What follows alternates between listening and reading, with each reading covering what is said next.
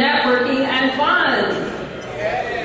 Also, we begin by acknowledging the lands which constitute the present-day City of Mississaugas as being part of the treaty and traditional treaty of the Mississaugas of the Credit First Nation, the Hanwanzi Confederacy, and the Huron-Wendat nations.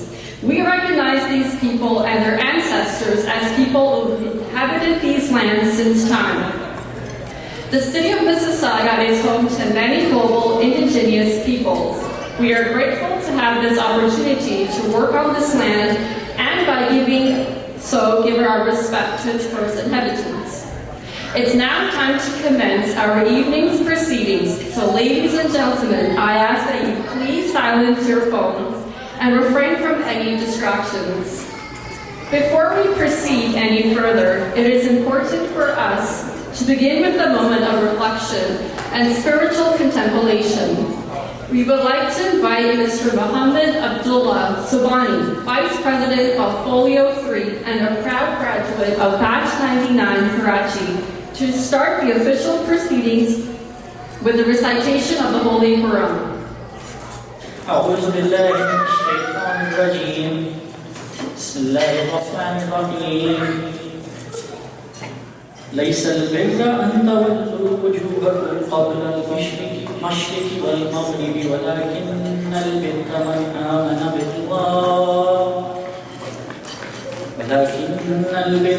آمن بالله واليوم الآخر والملائكة والكتاب والنبيين وآتى المال على حبه ذوي القربى واليتامى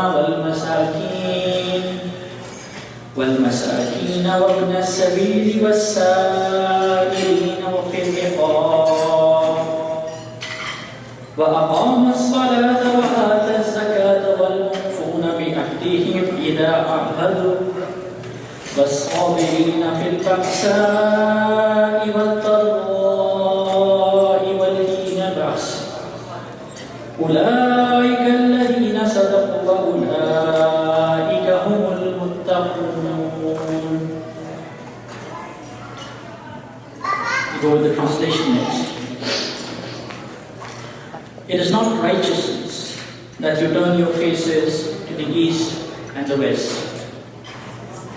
but the righteousness is about they who are righteous are those who believe in Allah and the last day and the angels and the book and the prophets, and who give their wealth despite loving it to their relatives and the orphans and to the needy and the wayfarer. Some translate the wayfarer as the homeless. And to those who ask, and for freeing those in bonded labor, and those who establish the prayer and pay zakat, and those who fulfill their promises when they make them, and they are patient in extreme poverty, in suffering and in battle. They are the fruitful ones, and they are the ones who fear Allah.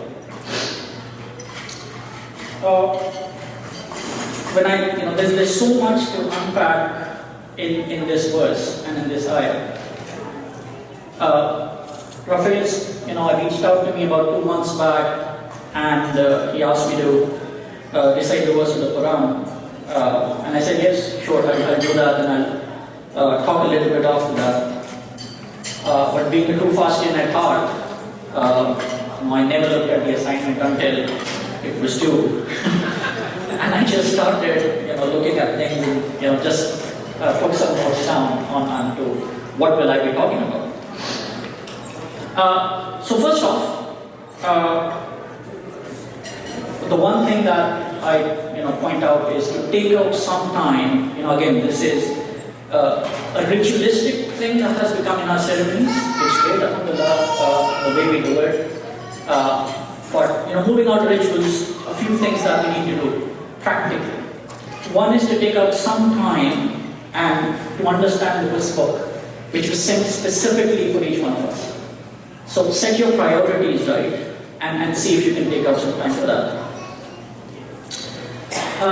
Secondly, we tend to silo things out. Culturally, we've been told what religiosity would mean and what righteousness would mean. And over time, those castes that we've been casted into, they break and we understand that no, it's not just looking religious, that's righteousness, but there's more to it. So what is it? One is helping each other out. This is what we're here for. The networking that we're doing right now, a great part of it is to pull each other up, to share, to bring each other up, to help out the ones who are part of our alumni, who just moved into this beautiful country here, but are unable to fit themselves in, so helping them out. Second is not to just spend your money, but your time as well, in mentoring, in letting them know what's the right approach to take, helping them connect with the right people and move forward. The other one in this ayat is being steadfast in these tough times. The economy is been tough. I'm sure there are people here who've been affected by it, and I'm sure there are people here who are not affected by it. So being affected by it, being steadfast, this is what the creator of this world is telling us, that being steadfast in these situations is something that is righteousness, being steadfast, being calm, understanding that there is a greater plan for you. Now please understand that most of us here are first generation immigrants. And first generation immigrants, it's never easy. I mean, who said it was easy? And if somebody believes it was easy, then it reminds me of Faisal sahab saying, कि बेटा बहुत भूले हैं हम लोग.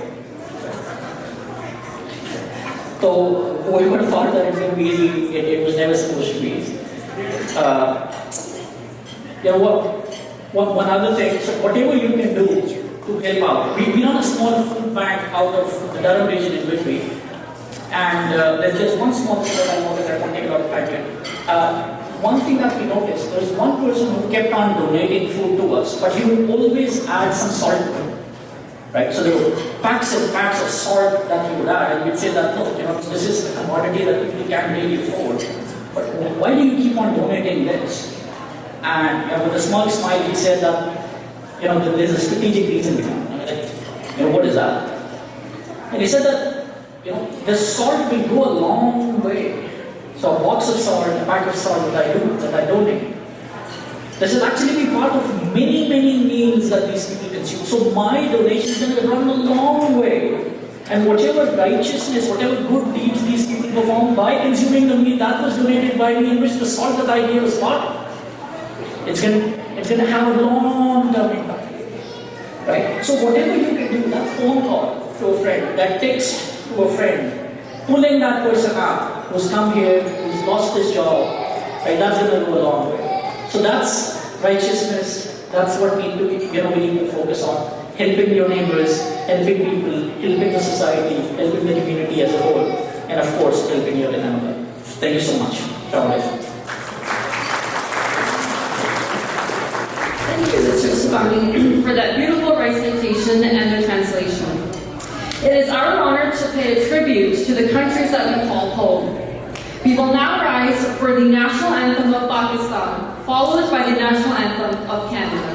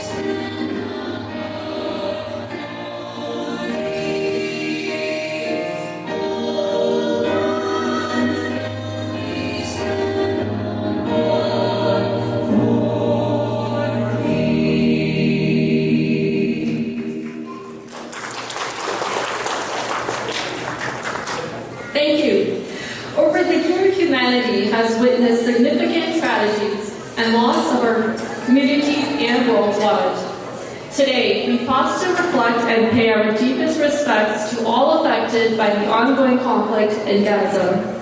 In these times of profound sorrow and loss, let us come together to unite our hearts and minds. Please join me now for a 1-minute moment of silence.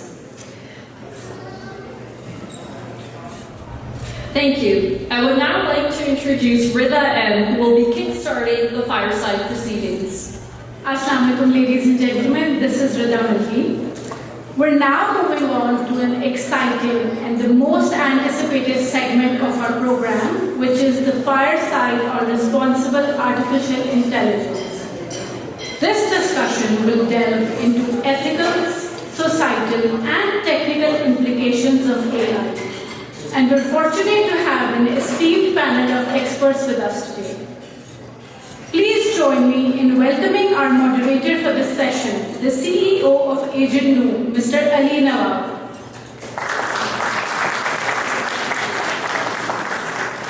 And now, it is my pleasure to introduce our distinguished panelists. First up, we have Mr. Anwarul Haq, Head of Data and AI at RBC Albion.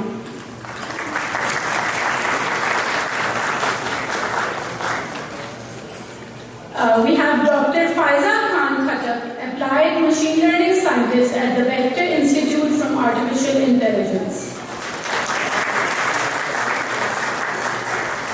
We have Mr. Faisal Ahmed, CTO of Knockri.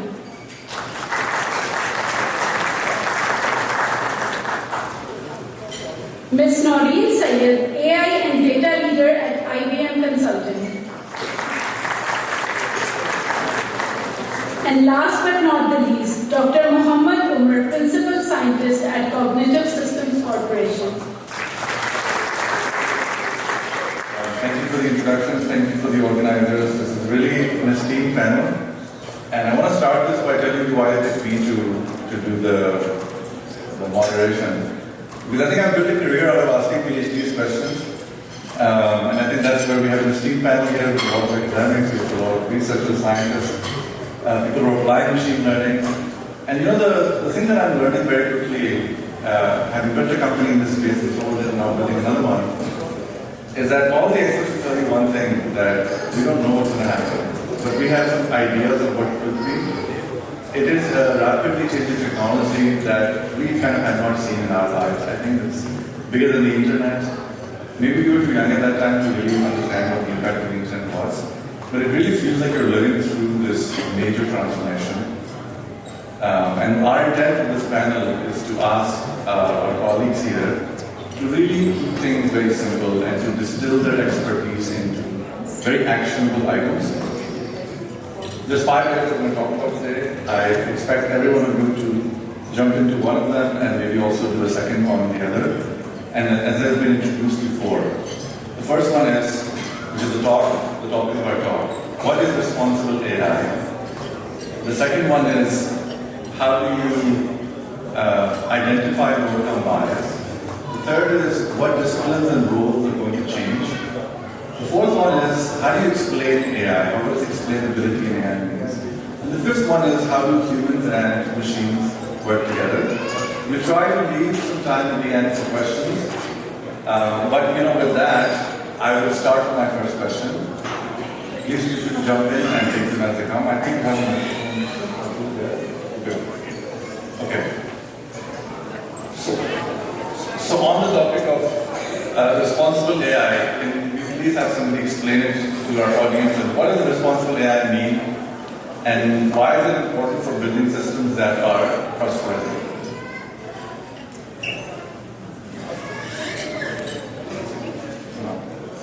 Maybe not, right? I think this one's working.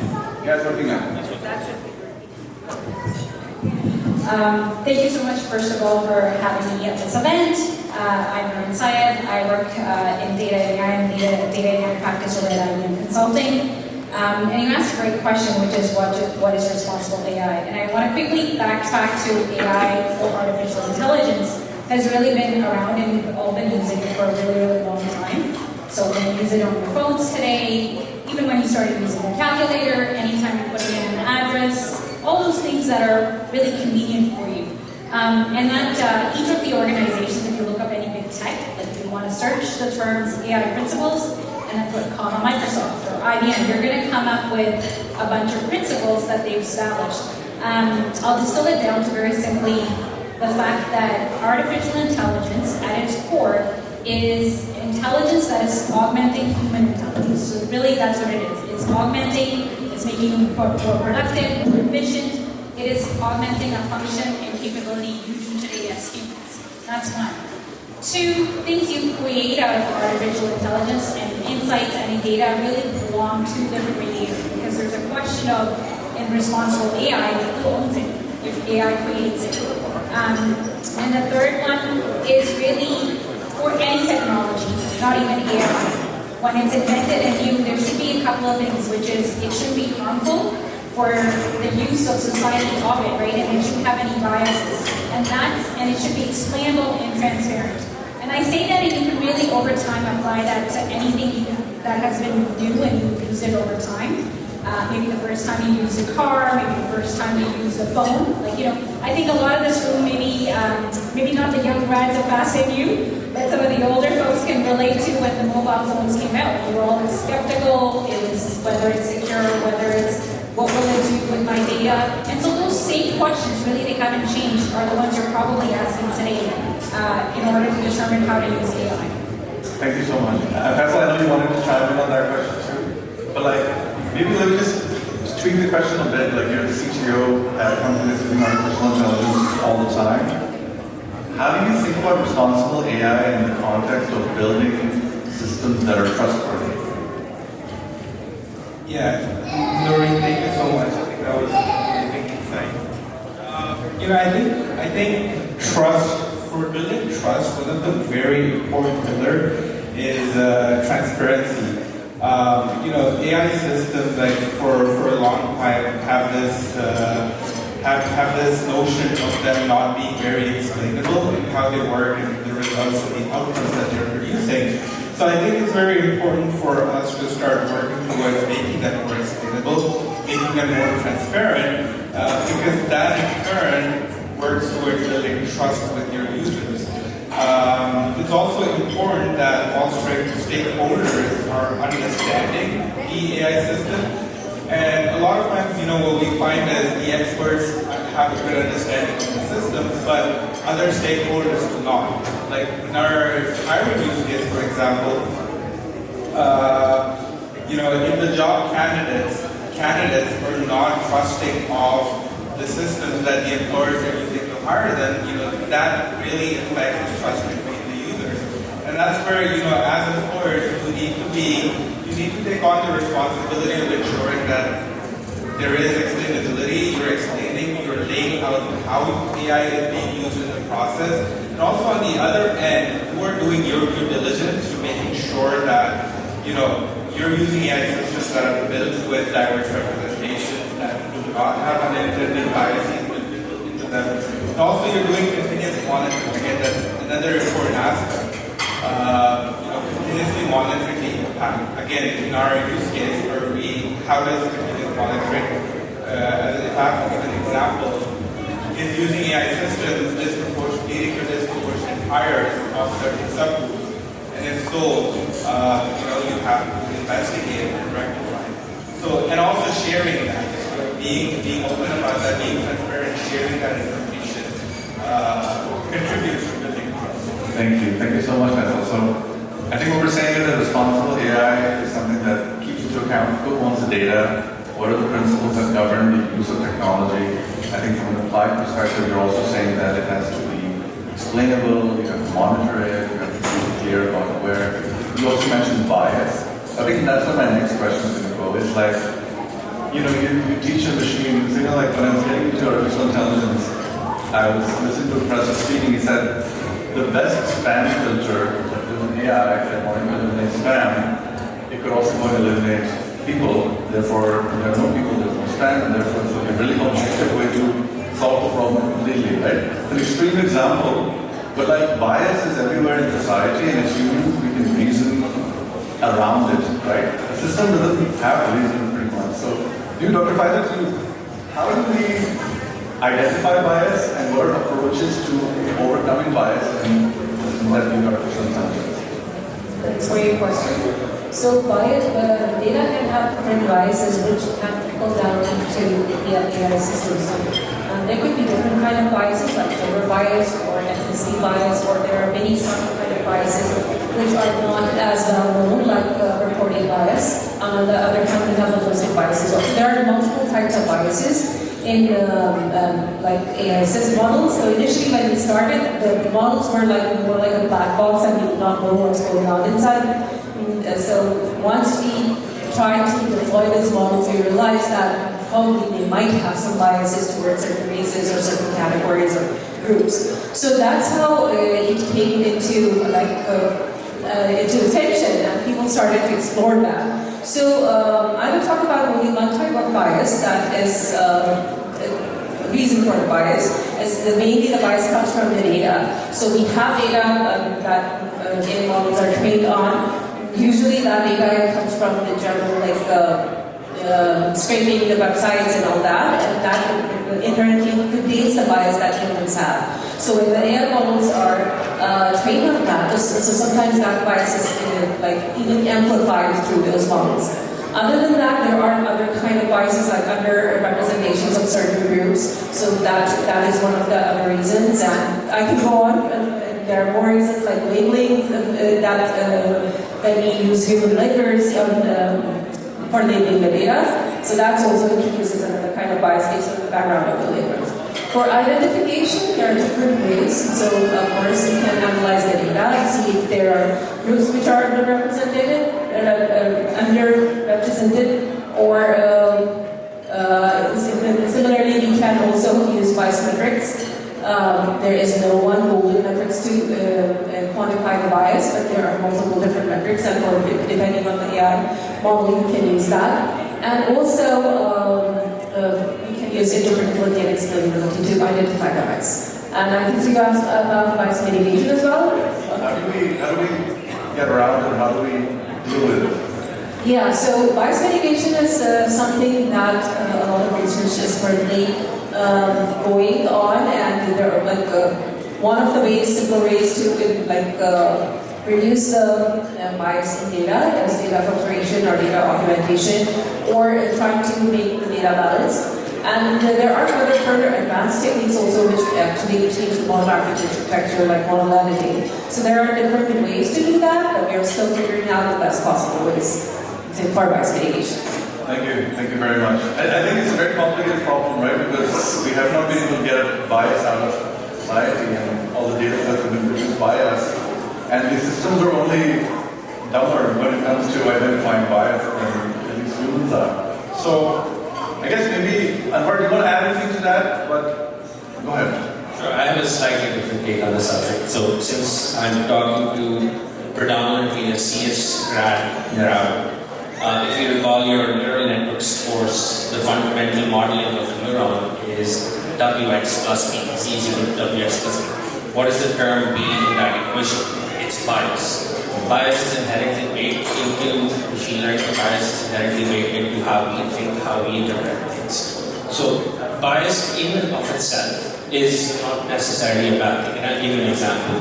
So in Canada, on average, women pay about 15% less premium on auto insurance because they cause less fatal accidents. They cause less fatal road accidents. If I train a model on that data, I will eventually get to the same conclusion that I should price insurance premium for women less than women. Is this bias or is this meaningful signal? Right? So the point that I'm trying to make is that bias is a very, very context-specific problem. And trying to get rid of bias altogether is probably an exercise in futility. Very good point. Please go ahead. Yeah, I just want to add on what you said, and that Khalid made too, in terms of the bias, in some sense, is a reflection of the societal norms that we have developed so far. And so, we can't really blame bias because machine learning is just representing the empirical knowledge that we have developed as a society. But the reason I wanted to sort of add was, I want to suggest a very simple way of mitigating the bias. It's so simple that you don't have to do anything. Basically, do nothing. And what will happen is that as society evolves and our understanding matures, maybe the data will reflect the newfound understanding, and then the machine learning will lock to it, and then remove the bias. So don't do anything. Great. So we have the full gamut of approaches here, right? And I think the beautiful part about this conversation is you're all right. This is such an emerging space, right? I mean, like Anwar points out that bias is what makes neural networks work. Doing nothing is a strategy, right? So I think let's bring it down to like something that's really practical, and everybody at some point when they look at these artificial intelligence applications, they're thinking, what disciplines and jobs are going to, what's going to happen to them? What's going to exist? What's going to go away?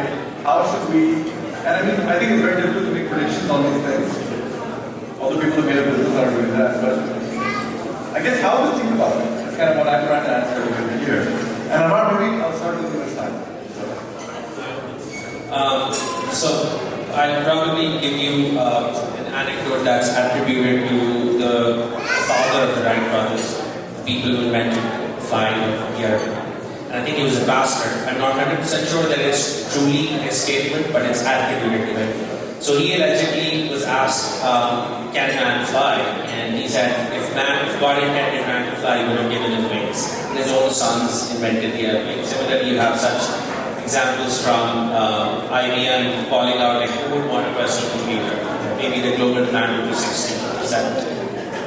I might be wrong on the number. It's 5. 5? Oh, sorry. Okay, there you go. I was overstating the estimate. The point that I'm trying to get to is that it's very hard to predict which industries or which sort of job segments would get impacted. I'm a history buff, so I'll give you an example from history. You might have heard the term Luddite in general expression that people who don't like technology, who oppose technology. Luddites were basically people who essentially wanted the industrial revolution to go away from Europe. And they were trying to be militant about the whole revolution. What they did not realize was that yes, jobs were being wiped out, but at the same time, an equal or probably more number of jobs were being created in different segments. So yes, there is going to be some frictional unemployment. I think that's what you're trying to get to. Most likely in tasks that are very repetitive and classification or identification based tasks that are non-deterministic. I think those will go away fairly quickly. Programmers are in no danger at all. I think we're pretty confident about that. I don't believe LLMs will take away coding jobs. You don't believe LLMs will take away coding jobs? I think I hope you're right for all of our sake. But like, maybe Noureen, do you want to add to that? I would start with this is when you're ready, you should definitely do something about it, not do anything, which is really embrace the AI. So there's a bit of a saying, and I think you touched on it, which is it's going to be a shift of jobs. Learn the AI. Like I would say, AI is not going to replace humans, but somebody who doesn't embrace it or doesn't undertake, if all of us, if we haven't already, don't leave this forum and then go back and do some research and learning on what is artificial intelligence, basics. You don't need to understand what an LLM is. But just at the very basic, what it is, I think that would go a long way in advancing yourselves and making sure that you're not replaced. This week I was traveling for work. I just came back from Calgary last night. And I'll give you a few examples of jobs, quote unquote, that have been replaced.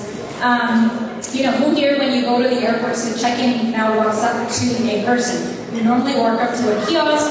You probably put in your booking reference number, scan your passport, off you go. If for some reason it flags you or you have a complicated travel situation, then you go up to the desk. So therefore you could argue that a lot of the people who used to do flight check-ins have been replaced. There's less of them needed. The same is true if you go to the groceries and you're trying to check in, there's now self-check-in lanes in most grocery stores. However, they've also still closed some of those back and brought back the human check-ins because it was just taking too long. So that's the other key point. The replacement is not going to happen overnight, or the progression towards more automation is going to take time, it's going to take steps. We're not going to be in a world tomorrow where all some jobs are gone, new ones are created. And then the last one to the coding one, so for all the people, because there's a lot of engineering and CS grads here, I spoke to another client out in Calgary, oil and gas customer. And they're giving me examples of, I have staff that has the same sort of run books, so code, infrastructure as a code, to the deployment of applications, servers, but we could probably improve it, and we just don't have the time. So what we're thinking is we're going to get some interns in this summer, have them go to our sanctioned artificial generative AI system, put the code through it and say, how can we improve that code? Is there a new runbook we should employ? And then review that code, i.e. so the developers aren't really replaced, to put it into production. So that's a primary example of when you have a lot of to-dos, but there's some tasks you're just never able to get to in your day, AI can help you now start doing those. Really what it's doing is it's not replacing human intelligence, but it's elevating the power of what we can do. It's allowing you to subcontract out to AI some of the repetitive tasks and maybe come back and just play a supervisor role. So that has immense power. It actually allows you to add more to your day, get more done with less time. And that's what AI will really help do, I think. Thank you so much. Anyone wants to opine on that? Just one point here. So many people nowadays are afraid of AI, that they are going to lose all their jobs. What I want to say is still AI is not at that level that just completely would not replace the human beings. I know LLMs are doing great and we have a lot of things that they can do and think about lots of things like humans, but still they're still not there. And we should consider AI as something to support us to boost our productivity, and I think so all of these people already covered these points. So we should any thing that where AI and human beings can collaborate, that could be something that should be considered in this round. Yeah. Thank you. You have something to add? Okay. No, because I was thinking if you would make it. But the jobs that would be replaced by AI, I want to sort of think of this question via negative one. Yeah. And then you can invert that. Yes. Right? So what could never be replaced by AI? And that's where my thought was that what I would think is areas of deep expertise. And I would start with like a camel handler. A man who handles camels, understands the nuances of what sounds does camel listen to, when is he well behaved, when does he sleep, when is his best behavior. To a microelectronic circuit designer who designs the state-of-the-art chips, who understands the nuances of the process, reliability, test. People who have deep expertise in their areas, it's very hard to replace them because the world is a complex place and they understand those nuances. So I would say deep expertise, developing deep expertise from like camel handling to integrated circuit design would be a way to combat. That's a very good point. I think just the mental model of thinking about what AI will never replace, right? And then inverting it is a really good way to think about it. And it serves as a good mental model that can include all of the things that you are talking about. I have two questions left. I don't know how we're doing for time, so hopefully someone will flag me if we're running out. First one is, we've all used ChatGPT. You say, write me a paper on the history of FAST-NUCES, and probably going to write you like an Excel paper. Better than probably what we would write on our own. But I guess one of the areas that drives some concern is this is very cute, right, like a paper. But if we're figuring out what 5% of the company we need to let go, we need to have a really good rationale, we need explainability, why did the model decide this or that. So, using kind of like some extreme cases, maybe environmental for you, how do we think about explainability as we think about artificial intelligence, and what are the approaches to make sure that the process we're building is, obviously it can't be unbiased, but how do we make sure that it's understandable? Do you have a microphone? So, I'll probably touch quickly on something you mentioned earlier, which I believe was by design. You brought in trust as opposed to responsibility. So responsibility is sort of the onus on the operator, whereas trust is the one that you sort of that the agent's acting upon, right? So interpretability or explainability is one of the implied conditions of trust. However, explainability as it stands today is an approximation at best. So without getting too technical, and we have people more qualified to talk about explainability than me, but in essence, when you're trying to explain what a model is doing, you're either creating another model to approximate its decisions, or you're trying to get to its prediction using the sum of its parts. Both are again approximations. But let's look at it from the other side, and that's why I started with trust.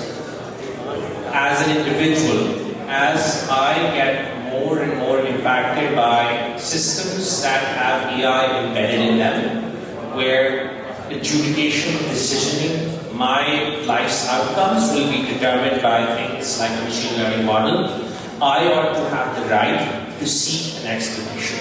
And I think, Dr. Faiza, please keep me honest, I did not read the latest draft of the C-27 bill, but Bill C-27 envisions something like this, that you as a citizen of Canada, a resident of Canada, eventually have the right to demand an explanation if you are at the receiving end of an automated decision system.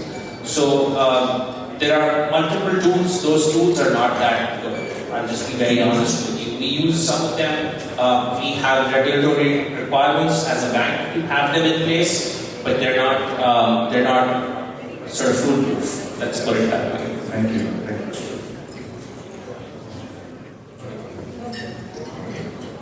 Yeah, maybe I want to just add one more, also but from a slightly different perspective, maybe from the perspective of developing, when you're developing AI systems, because there are a lot of CS guys again here, and I'm sure some of you are working on AI systems, what sort of mindset do you hope in when developing systems and making them explainable?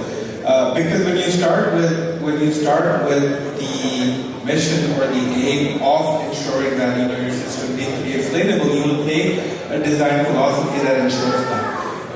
Again, going back to when we started Knockri, we wanted to make the hiring process more fair. And let's say we just built a system that gave a simple hire, no hire decision without any further insights.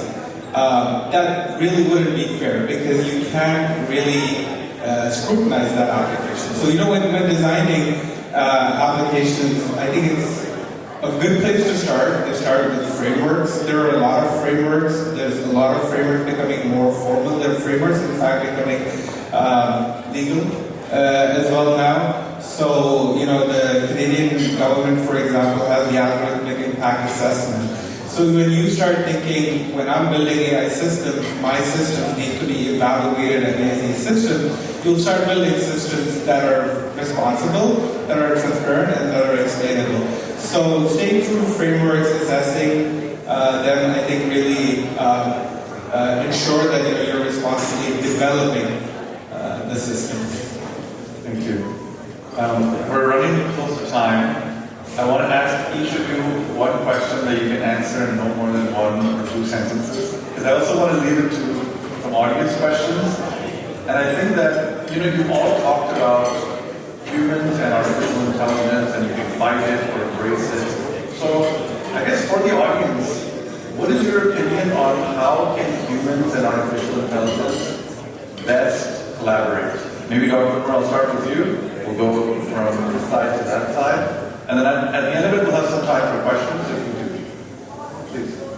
Yeah, so my thought would be, there is a recent controversy on Scarlett Johansson's voice that was used in hers, right? So my thought would be the way we currently understand, you said 2 sentences. Okay. That's my prompt. I made it long because I couldn't make it short, right? So, basically, human in the loop is a good idea. And, the best example I can give is, you have a dictionary, right? And a machine learning that we have is currently trained on the dictionary that we have today, right? But let's say someone invents a new word tomorrow, falling in love. Love is a word in the dictionary, but someone invents a word for falling in love with Scarlett Johansson, with her. So the new word in the dictionary would need the LLM to know, right? That word has to percolate through our society. People have to use it in different contexts. They have to develop a style around that word. So the usage of that word will be reflected eventually in LLM. So I think the best way they can collaborate is humans keep doing what they are doing, finding new ways of expression in the society and otherwise, and then artificial intelligence will follow. Thank you. I think I would say, especially as maybe STEM folks and CS grads, and maybe even sometimes as South Asians, we have a knack for being perfectionists. And we want to get that perfect mark or the 100% here, especially when it comes to AI. Accuracy rates are actually surprisingly low. So what I would say is don't be afraid of experimenting with AI. If you have a job that has anything to do with AI, or if you're personally learning how to use AI, go ahead and try it out. What's the worst that can happen? It'll give you an outcome that was not expected. And that's the only way to embrace the change, is to try it out and then learn from it. If you make a mistake, tweak for it, right? Because if your models aren't giving the outputs you're expecting, tweak for it, and also expand your vision. Is it just a model of the technical aspect, or is there an emotional quotient? Do you need a more diverse team? Do you need to add perspectives to do better, to get better inclusive outcomes that cater to a wider set of audiences? That would be my takeaway, is don't be afraid of it, just try lots and celebrate your failures. Thank you. Thanks, Noureen. I would say double down on what Noureen said. Here, embrace AI. AI is coming, it's there. Use it to definitely, improve your skill set, but also at the same time make yourself more effective. And one last thing I would add is,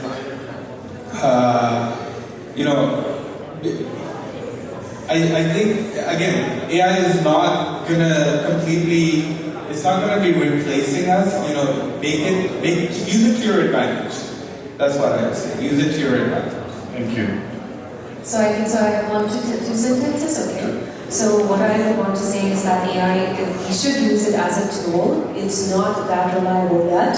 And that can automate tasks, that can save our time, analyze big data. But still, we as humans have, human beings, we have critical thinking, emotional intelligence, reasoning, and common sense reasoning, which still AI is lacking. So we should be using that as a tool and have the final decision taken by human beings. So that's fine. I was told this is going to be a technical discussion. Ali's asking philosophical questions. Ali's ascribing agency to AI. How do we collaborate with AI? I think it's just going to be a fundamentally different economy. It's going to be a data-driven economy.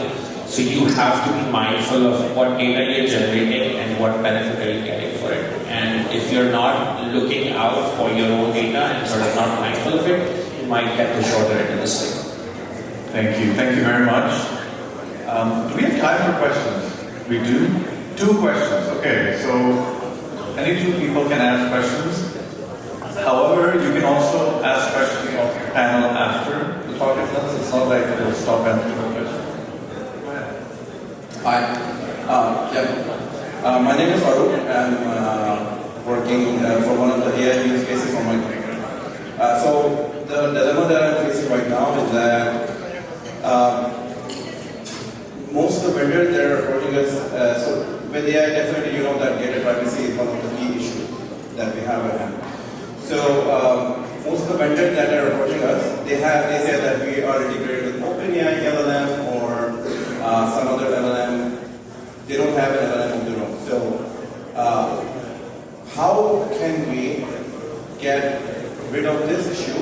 If a company, because you don't know where, you don't know where your data is going. Once it's out of your domain, it goes to other people. In let's say SAP or some other system, which is integrated with an outside LLM. You don't know what's going to happen to that. So do you have any idea? Do you have any suggestion how we can get rid of or how we can control this kind of situation? So that's a great question. I have a hot take on this. I don't think enterprise-wide LLM-based use cases will scale unless you have open source air-gapped LLMs available. And even then it's tricky. So if you look at the amount of funding raised by AI/LLM focused startups in California alone, I think the number for the last calendar or the last year or so was about $27 billion. The total amount of North American spending on LLM use cases is under $1 billion. So there's a big disconnect there. I think the way forward probably is twofold. One is you have to build in-house capability and have your own LLMs in place, whether you're running it on-prem, in the cloud, hybrid, VPC, whatever your deployment pattern is, that's really up to you. The other is probably a more system-wide issue. I personally believe that proprietary LLMs are not the way to go. It's direct way to regulatory capture. Some of these larger organizations will end up owning a lot of the data and technology that they ingest. So I don't know, if that was helpful or not, that was just how I approached the problem. That's very helpful for me. Does anyone want to take that? Or if you have a different take, then you can answer that question too. All right. And then we'll do one more. We'll keep it short. No, I just wanted to add, I think you made a good point. I think that also deploying your own LLMs is not, there are a lot of ways to do it, and it's not as, it's not as huge a task as you would imagine. You can deploy it yourself. Models are open source, so it's, we can talk. Awesome. Question 2 is in the back.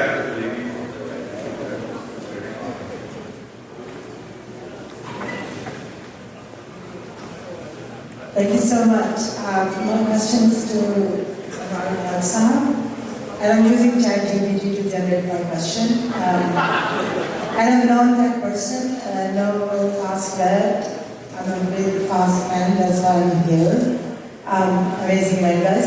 So my question is, how do you foresee AI transforming leadership and decision making in the next 5 to 10 years when it comes to the leadership part of the organization?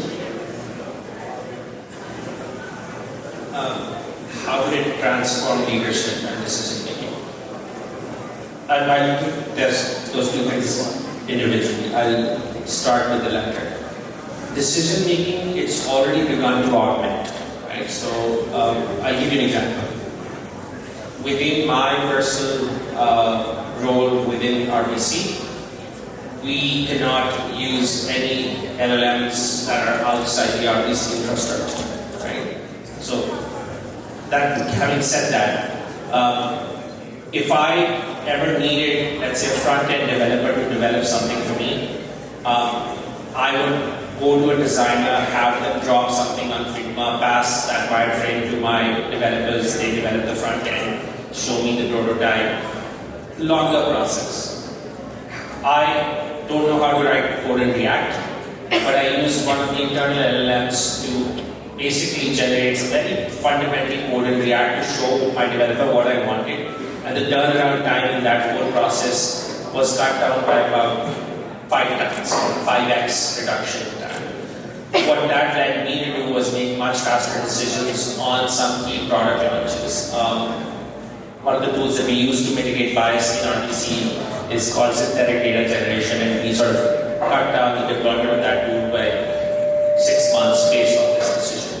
So decision making, it has already started to augment.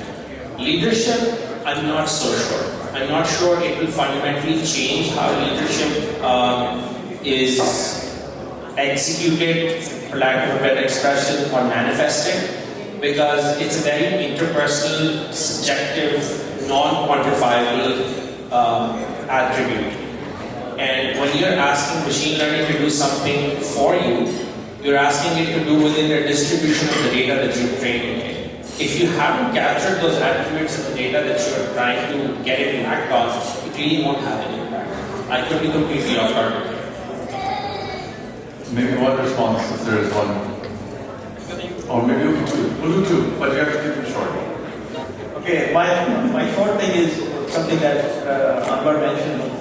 that the process of leadership involves making decisions, and in any problem, you have these intermediate steps that the person is going through his thinking. And right now, those intermediate steps are not captured in the data per se.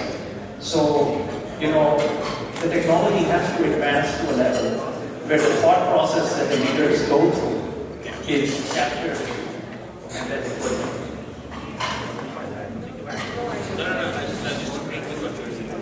I think that was really great and sort of way to wrap up our panel. And I think what I took away from it is that AI will not replace human beings.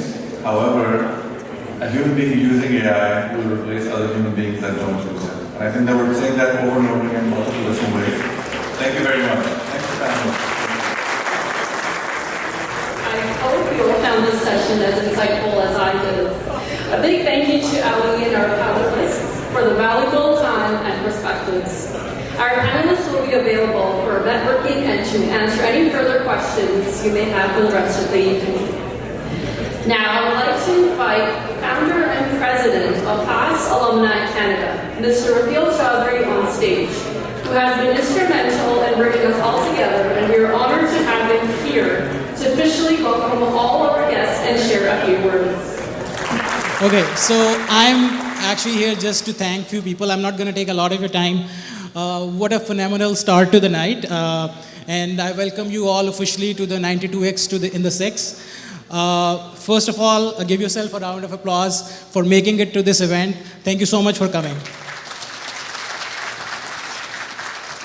And I want to thank all the Fireside panelists, Dr. Umar, Faisal, Anwar.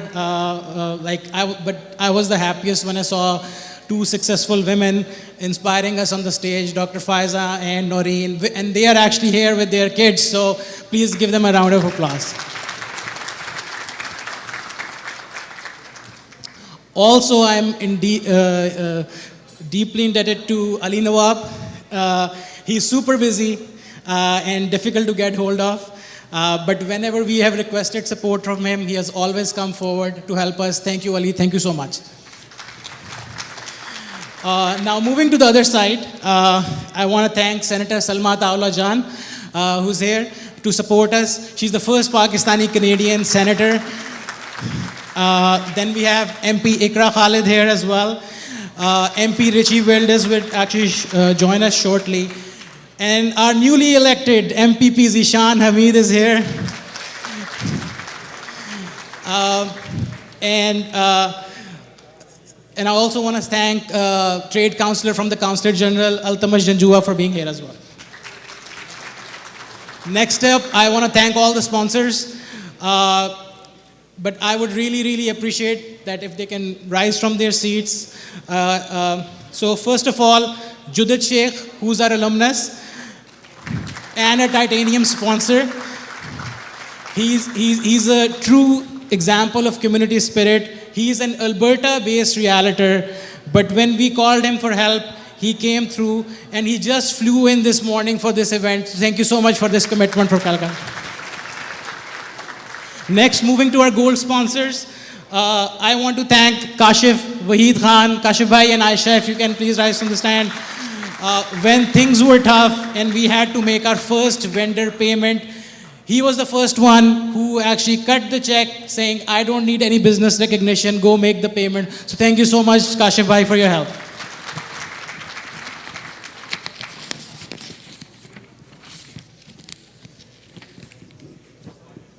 Next, I want to acknowledge a Nova Shift team.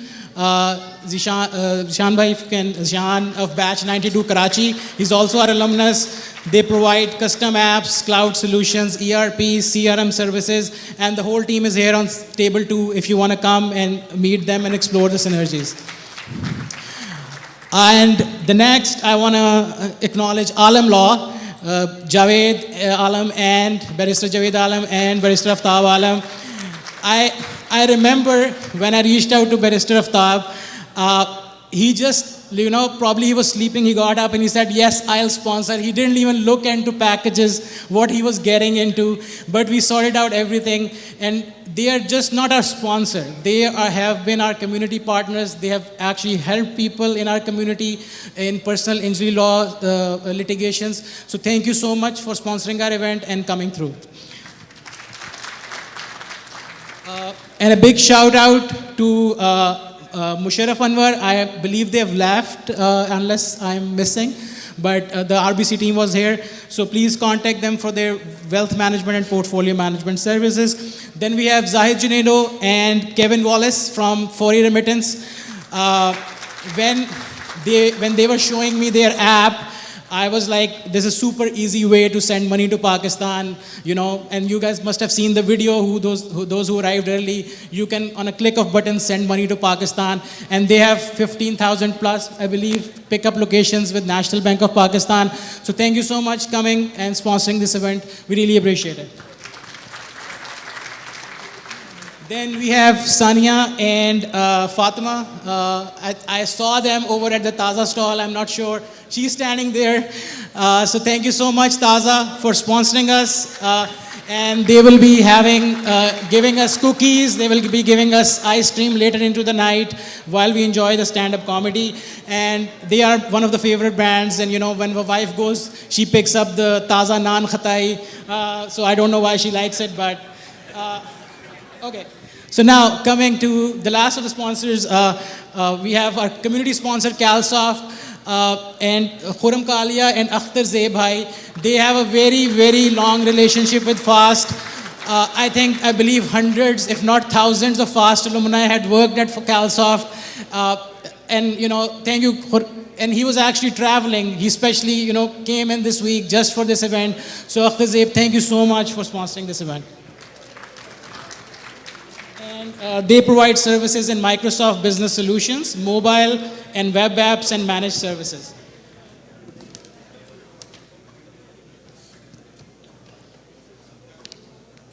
And last but not the least, a company that has been with us from day one, TD Insurance.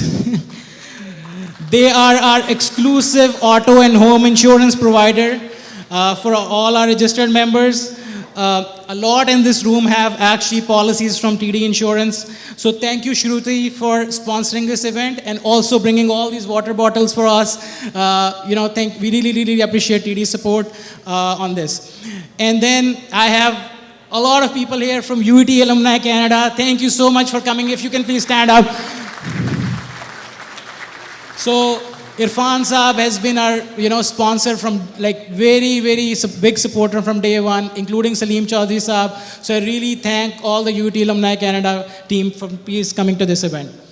And then we have Arifa Muzaffar and Majid Kamal Saab from Iyawaz. Thank you so much for coming. Sukhpal and Robin from OMD TV. Thank you so much for coming.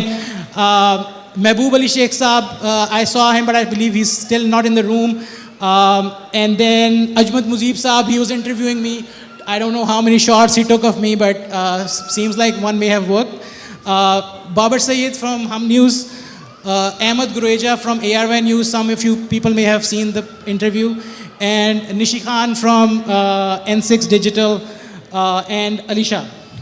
So before I step off the stage, I want to quickly thank and recognize all the volunteers whose name some of them I've jotted down, some of them just came in this early to help us. So if those were not at the reception desk or helping people at the kids corner, I want to thank Hasib Danial, Ridham Ali, Shireen Islam, Shiraz Malik, Abdul, Jazim Moin, Zainul Aba, Faisal Bukhari, Ali Shan Kamruddin, Sami Amjid Khan, Fazanul Haq, Sama Khan, Atika Abasi, Bushra Siddiqui, Usman Rizwan, Aisha Rishi, Asad Saeed, he's sitting over there, Shiza Hussain, she's volunteering upstairs, Manal Khan, Uzma Maroof, Maliha Khan, Sajid Akbar, and the biggest support we have of Fakhir Jameel. So I apologize if I've missed somebody's name. I just wrote this speech this morning while I had had some time. But I really, really thank you everyone for coming to this event and making it a success. Thank you so much.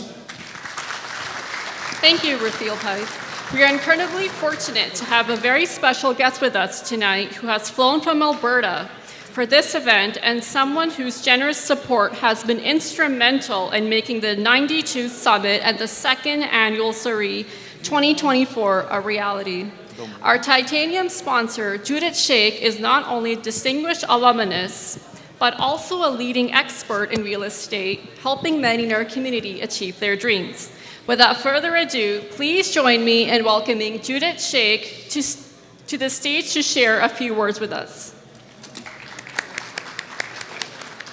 I'm so delighted to be here, and I feel honored that the team gave me the opportunity to sponsor this event. I am based out of Calgary. I work with Remax Real Estate Central. I am a member of Remax Hall of Fame and Chairman Club. My plan is not here to uproot any one of you and take you to Alberta. No, that is not the plan. If anybody thought that is the plan, no. But however, if any one of you decides to invest in Alberta, as we have seen a lot of people do in the past, including some from FAST, or anyone you know who decides to move there, I'll be honored to help and assist. I will continue to support the alumni and the institute, whether I get business or not, because I have a very, very deep relationship with this institute. And when I look back on the years I spent there, I used to sit out at the coca right in front of FAST, used to smoke back then. And those times, those memories, they were wonderful. And you're more than welcome to contact me for any future sponsorships as well. I believe the team is going to change. Whoever comes in, my number is on there. Please reach out. I do want to add one thing over here, because I saw some wonderful people speaking about AI. And me, from computer science background, I understood most of it. The crust was that if we don't adapt, we're going to get phased out. In real estate, I have adapted. I have not written a single MLS description since ChatGPT came out. I only tweak them. And that is the best way I can use it, and many other ways. So it was very good to hear about what they had to add and say. And I would finish here. Rafael gave me 5 minutes. I don't think I need more than 2. Thank you very much. Thank you, Judith. We are now moving on to a very special part of our event, the official awards and recognition ceremony. This is our opportunity to acknowledge and honor the incredible contribution of our panelists, sponsors, and volunteers. For this ceremony, we will be inviting Honourable MP of Mississauga, Erin Mills, Mrs. Iqra Khalid, on stage to come and share a few words.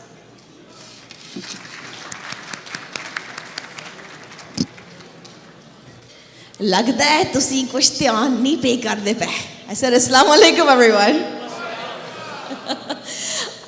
It is so wonderful to be here today, and I'll give you 3 good reasons why. 1, it brings our community together on so many different levels.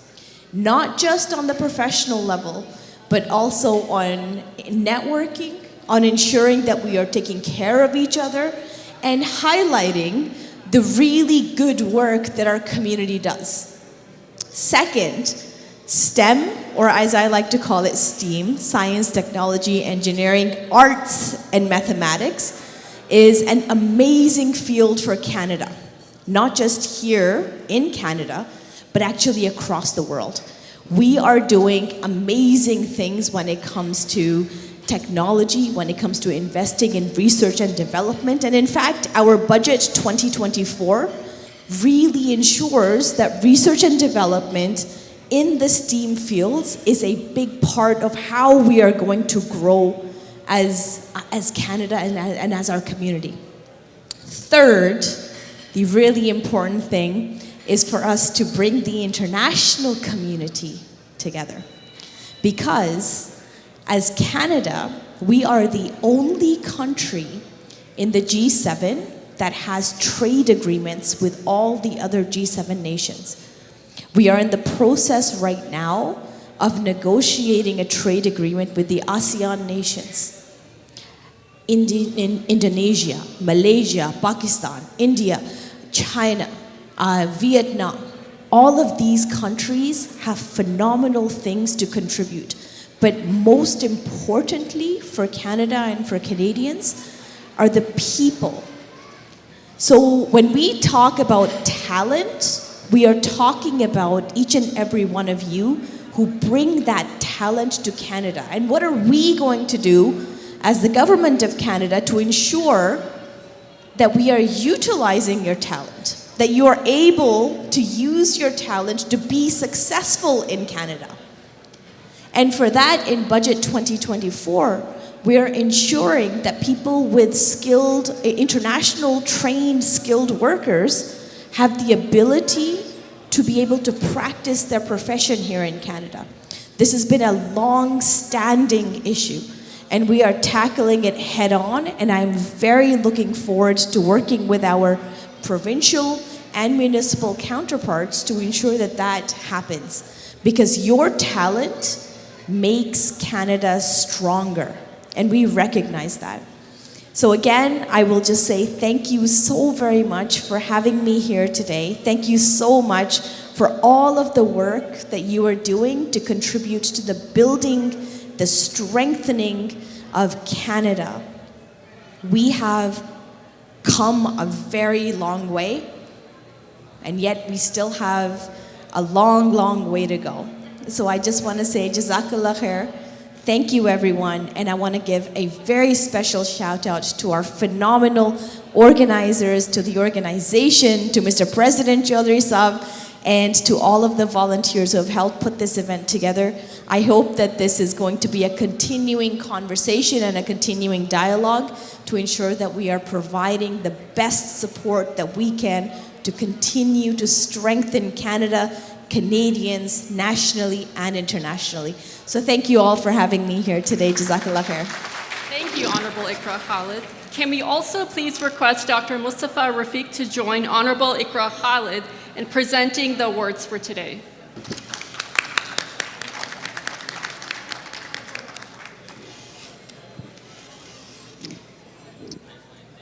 Thank you. First up, we have no other than our rock star and moderator, Ali Nawab, CEO at Agenton.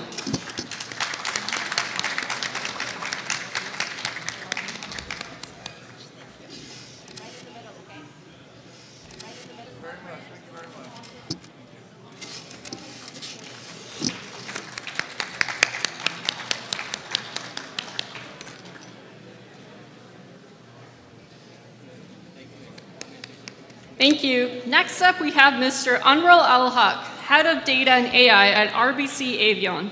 Mr. Haq, your contributions to the field of AI are truly remarkable.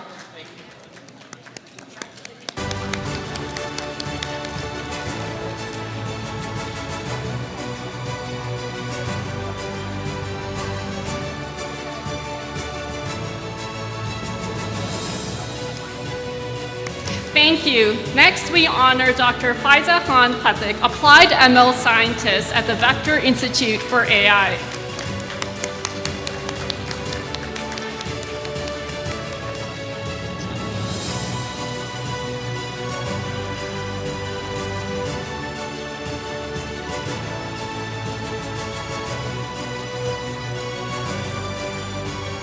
Thank you. Next, for our third panelist, Mr. Faisal Ahmed, CTO of Knockri.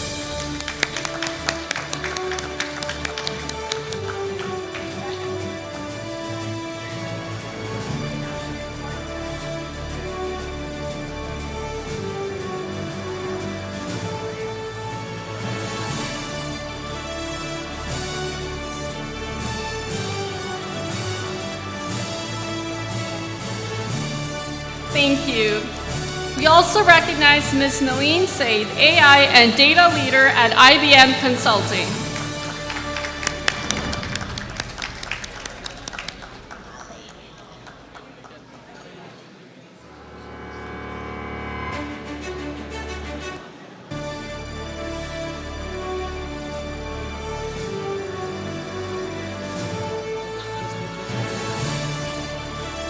Thank you. And finally, we honor Dr. Mahmoud Omar, Principal Scientist at Cognitive Systems.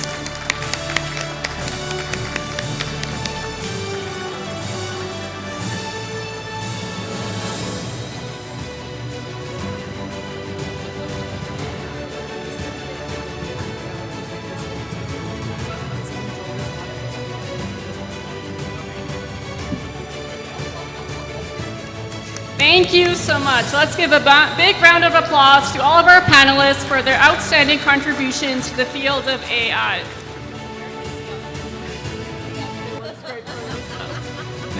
Thank you. So first off, our titanium sponsor, Mr. Judith Sheikh. Let's give a big round of applause to Mr. Judith Sheikh for his outstanding support. If you're buying, selling, or investing real estate in Calgary and Alberta, Judith Sheikh is your go-to expert.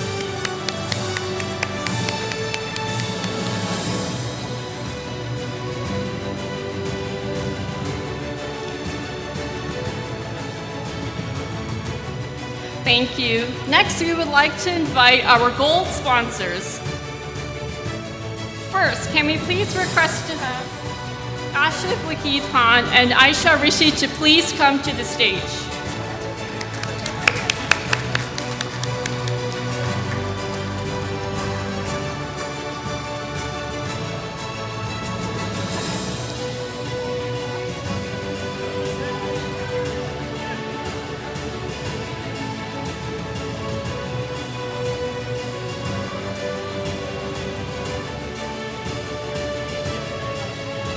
Thank you. Up next, we have Mr. Zishan Masood and the InvoShift Technologies team. They excel in delivering bespoke applications.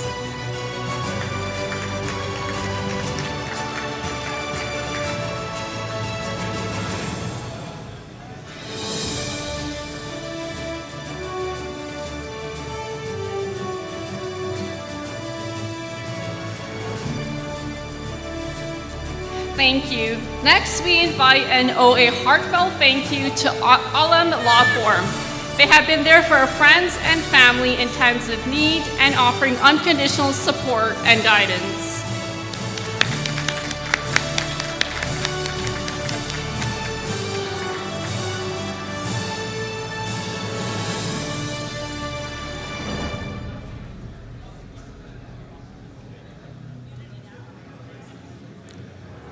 Thank you, Alam Law Firm, especially Muhammad Maqsood Alam, Muhammad Aftab Alam, and Javed Alam for being more than just generous supporters and supporting today's event. Now we would like to invite Mo Anwar from Anwar Wealth Partners, their dedication to excellence in wealth management and portfolio management. Okay.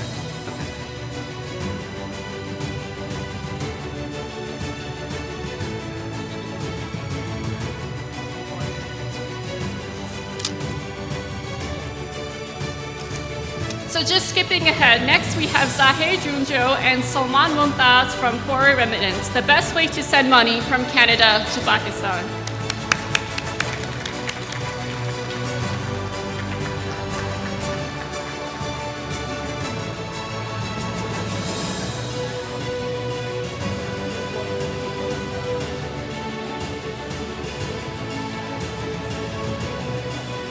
Thank you. And for our final gold sponsor is Taza Food and Taza Kulfi Wala, Yummy, a dynamic multi-product enterprise with a global outreach spanning over 3 continents. Taza has a special connection and we're very grateful for them today.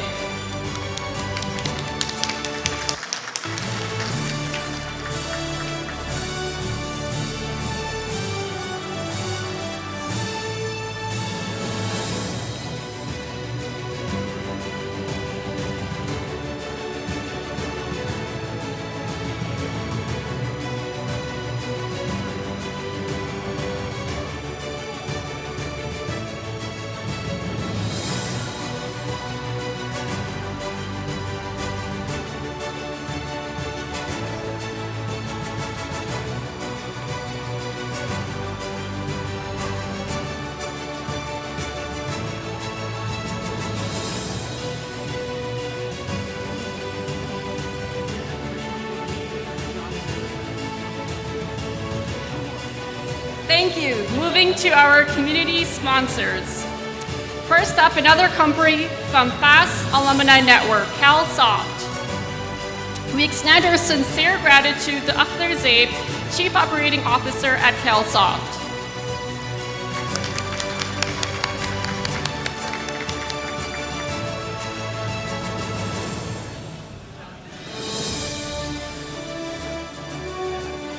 Thank you. And lastly, but certainly not the least, we have our very special sponsor, TD Insurance.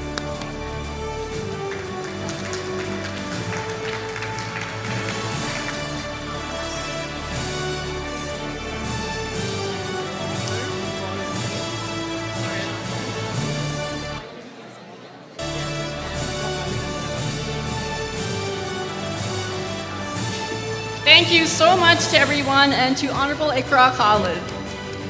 Thank you. Thank you. It is now our privilege to invite Mr. Zishan Hamid, Member of Provincial Parliament from Milton, to join us on stage. Mr. Hamid will share a few words with us.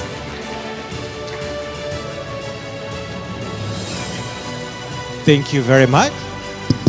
How it works. Assalamu alaikum everyone. I'll keep it super short. It's a privilege and honor to be here. I've hardly been in a room with so much talent in one room. And I have to tell you, you all make the community very, very, very proud. I caught the last end of the Fireside chat, and I'm happy to say I don't think ChatGPT is going to replace politicians anytime soon, so I think I'll be okay.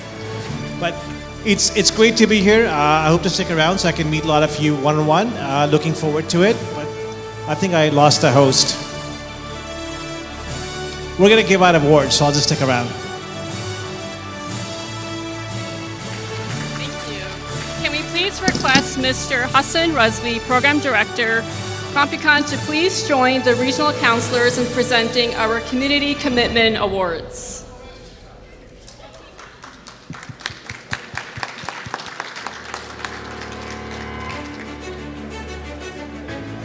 Thank you. So our first award goes to Syed Asad Syed.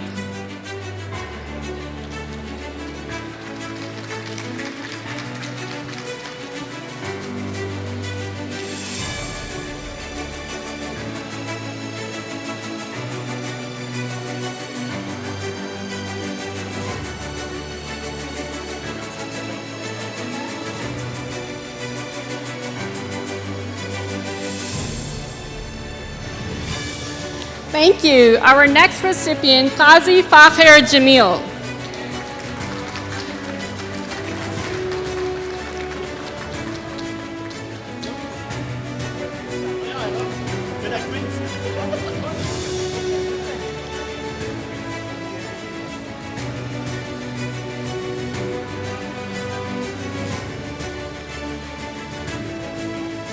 Thank you.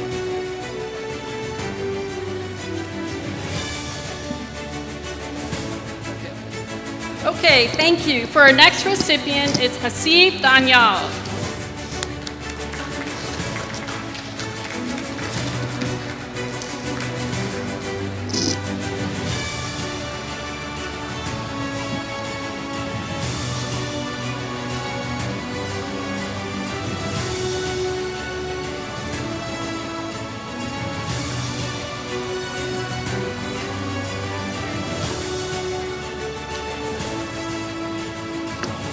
Thank you. And for our final recipient, Usman Rizwan.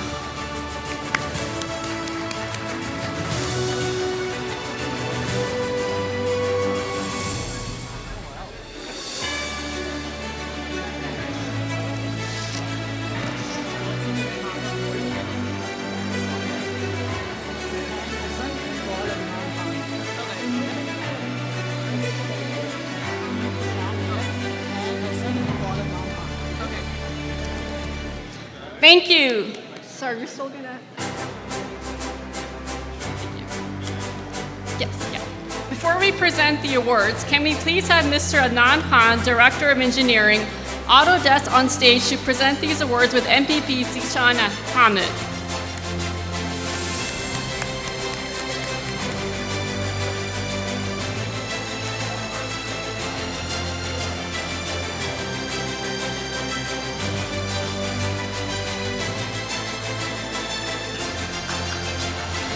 Thank you. We are now presenting 4 Heart of Gold Awards tonight. These individuals have made a significant impact in our organization through generosity and support. Their support has been instrumental in funding critical programs, services, and initiatives that have made a real difference in the lives of those who serve. The first award goes to Azhar Manzoor. Unfortunately, he wasn't able to make it tonight's ceremony, so can we please request Mr. Shiraz Malik to come and collect this award?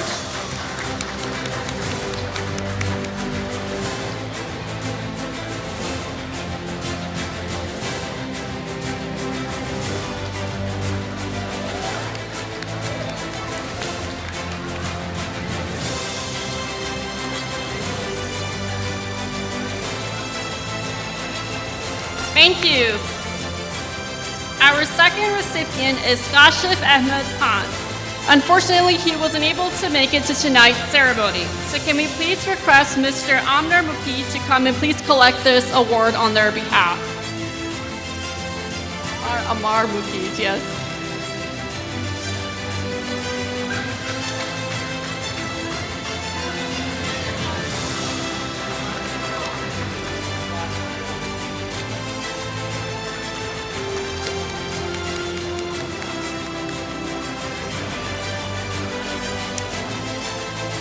And our third recipient is Rafia Bukhari.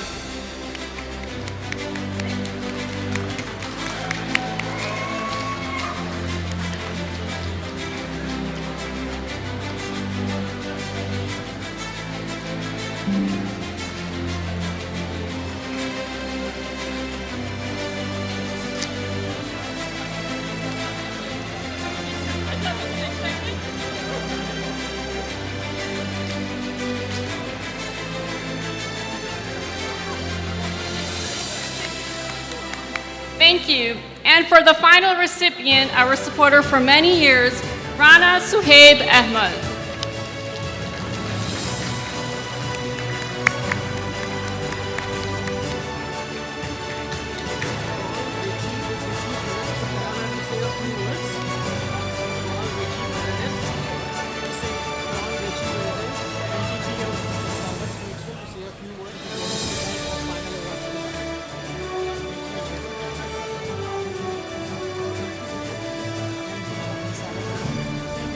Thank you so much, and let's give a bigger round of applause to all of our winners today. Now, can we please request Rechie Wilters, the MPP of Mississauga, to come on the stage to say a couple of words.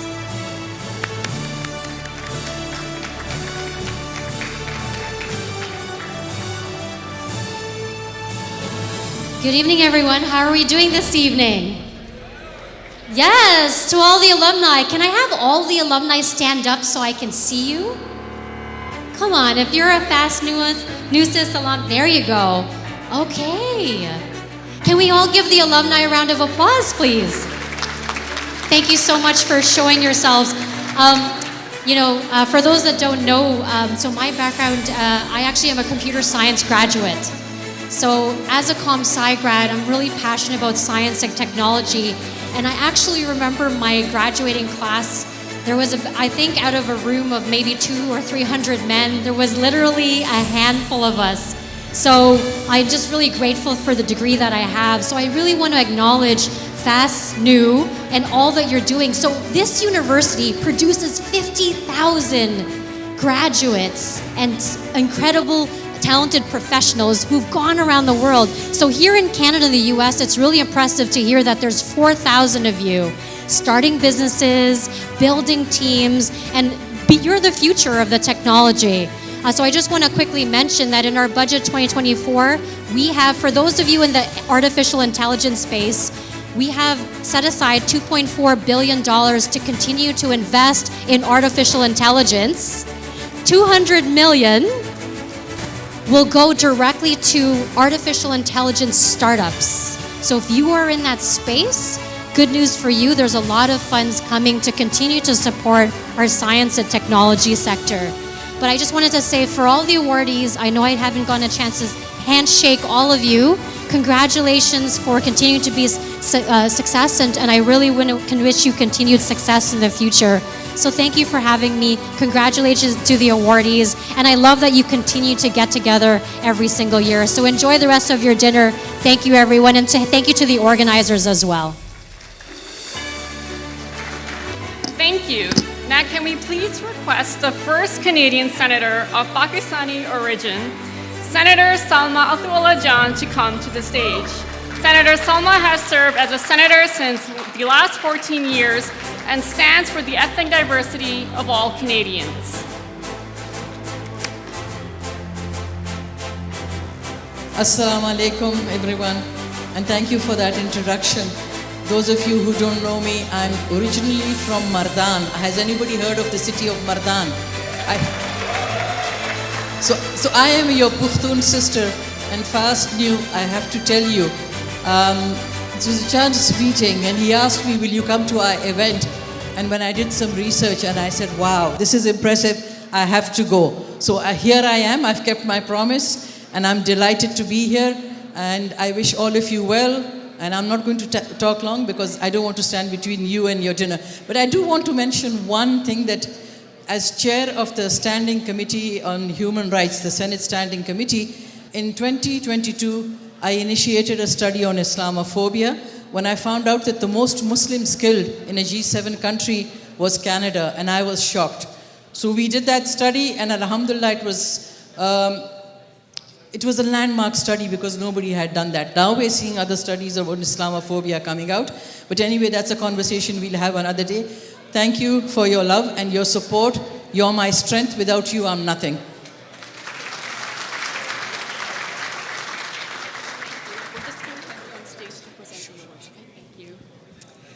Thank you. Now can we please request Consul General of Pakistan, Mr. Khalid Ahmed Bajwa, to please join Senator Salma in presenting the Awards of Excellence.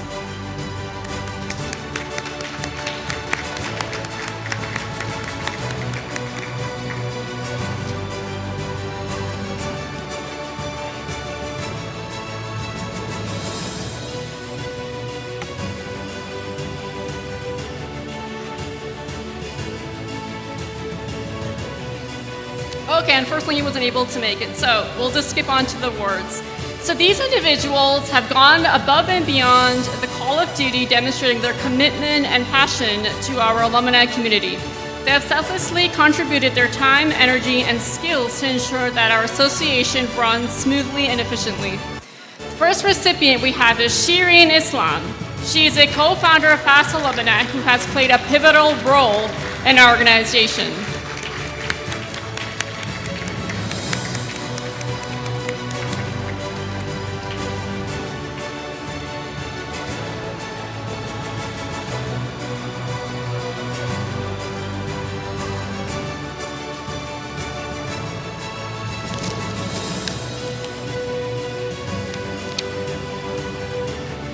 Thank you. And our first second recipient, Adnan Brana. He unfortunately wasn't able to attend tonight's event, so can we please request his batchmate, Mohammed Irfan Bashir, to collect his award.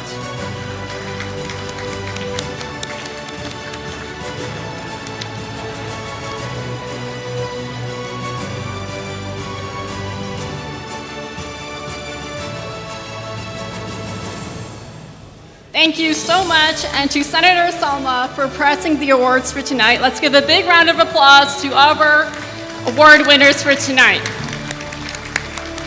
And the final award of the night is not from us, but the university and the foundation itself. Before presenting the award, we have been asked to play this video message and written message on Rector's behalf, as he was not able to attend today's event. Bismillahirrahmanirrahim. I'm Dr. Ahmed, Rector of FAST National University of Computer and Emerging Sciences. This is a very heartening for us, and it's a moment of pride that Mr. Rafael Chaudhary, who graduated about 20 years ago from our Lahore campus and became ambassador for our university abroad. He played a key role in setting up our North America branch of our alumni network, FANA, Fast Alumni Network of North America, and played a key role over there and headed it for some time, and then he was again pivotal when the membership was enough. They started this separate chapter in Canada as well, and recently in Europe as well, Europe and UK. So it is all very, very pleasing situation that he has volunteered.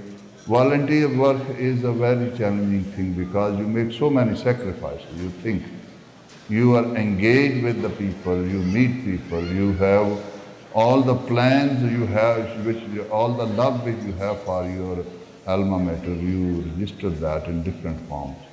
I recall Rafal visiting our different campuses. He came to Pakistan, visited each and every campus personally, met people over there who are responsible for financial aid of the students, for different events, for different kind of research projects, and made a plan how FANA and our alumni network can help these.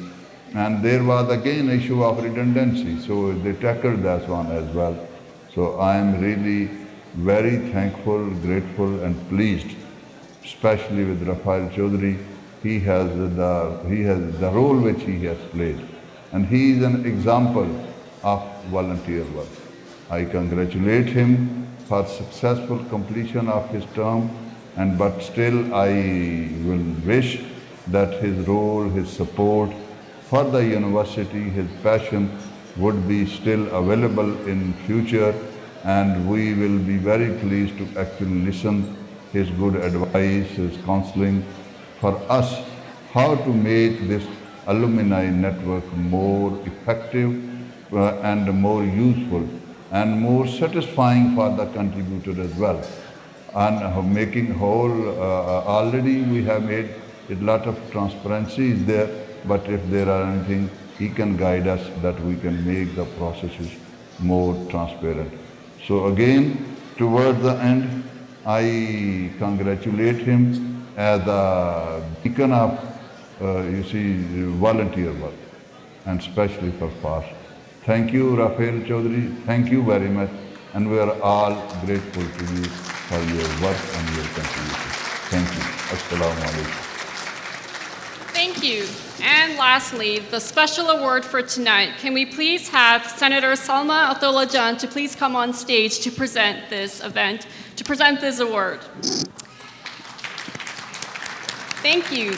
Can we please have Rafael Chaudhry, the president for FAST Alumni, who has been recognized for 20 years of volunteer service and support not only FAST, its alumni, but staff and the Pakistani community in the general and the university.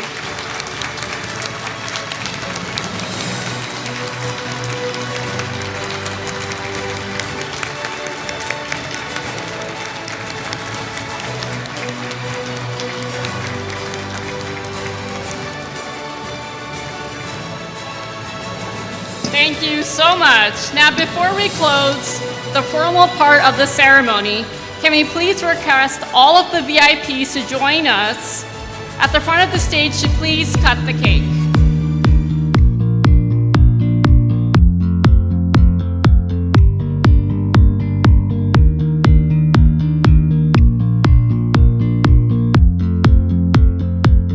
अच्छा, एक raffle draw और कर दें. Let's pull out 2 more names. ठीक है? Who would want to? Let's invite someone in here. I think. Amanullah भाई please कम अब आपसे ये हम मुबारक हाथों से आपके 2 इनामात दिए जाते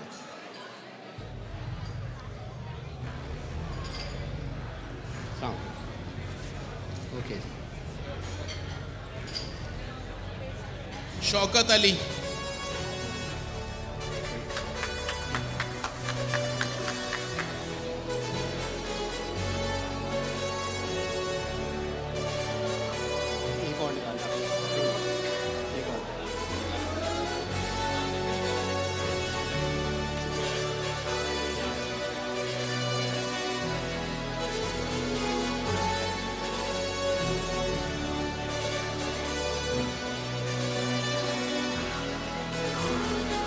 एक और अमानुल भाई, एक और नाम निकाल लें, आंखें बंद करके। मोहम्मद उस्मान सेठी। Sethi, Usman Sethi, if he's here. He's there.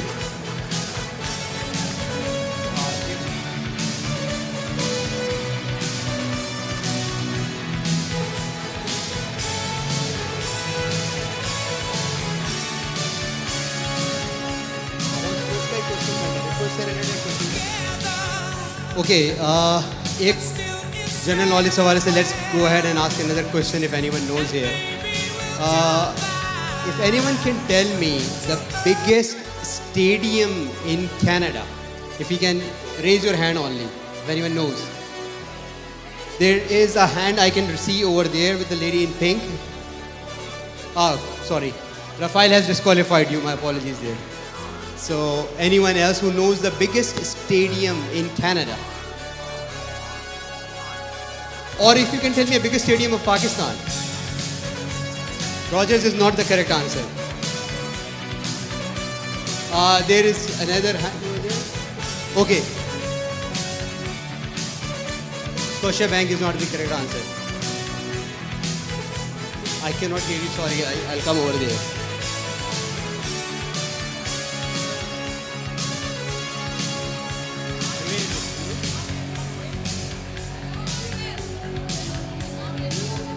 Answer is the Commonwealth Stadium, which is in Alberta, Edmonton. Just a quick acknowledgement for Binesh. I missed her acknowledging her on the stage. She did a lot, and actually आप लोगों ने cake आज खाया है. She was the one who got it made. So please give her a round of applause. And एक और announcement है, अगर somebody needs a ride share to Square One, we have Zafar Bhai who's offering the ride at table 8. So if anybody wants to go early, he's available. Thank you so much. Thank you. Okay, अब एक draw कर लेते हैं. साजिद भाई हैं यहाँ पे? साजिद भाई मसरूफ लग रहे हैं राहुल. आ जाएं साजिद भाई, रॉफल में आपका नाम आप निकाल के देंगे.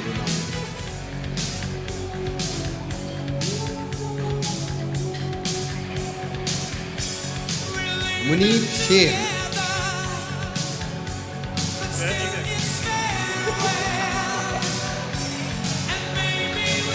मुनीब शेख हैं आप? Munib Sheikh is not here.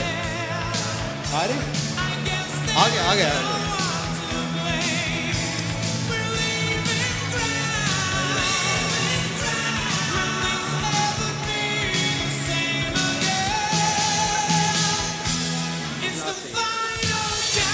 एक और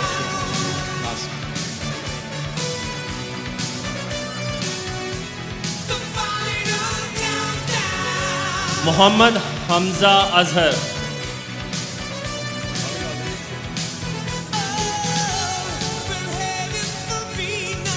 मरियम मिर्जा.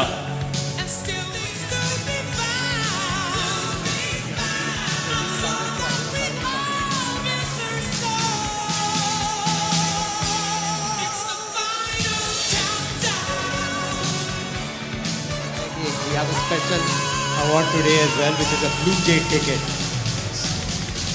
मुश्किल सवाल रख लेते हैं, आसान सवाल नहीं है. But we have 2 VIP tickets. Is it a one thing? One person takes 2 VIP Blue Jay tickets. So I'm going to be asking us questions and I would see if you can answer me. Again, the request is shout नहीं करना है, सोच के जवाब दीजिएगा. अगर आपको पता है तो अच्छी बात है. सवाल ये है कि अब तक टिल टुडे पाकिस्तान के कितने प्राइम मिनिस्टर्स आ चुके हैं? गूगल ना करिए, फ़ोन नीचे रख दीजिए और मुझे सिर्फ एक हैंड्स अप कर लें, जल्दी से देखें कि किसको पता है. अगर कोई तुक्का लगाना चाह रहा है तो. Not qualified. If you're supposed to raise your hand. I see a hand over there from the black. There's one hand over there only. 18 is your answer. Okay. Any other hands?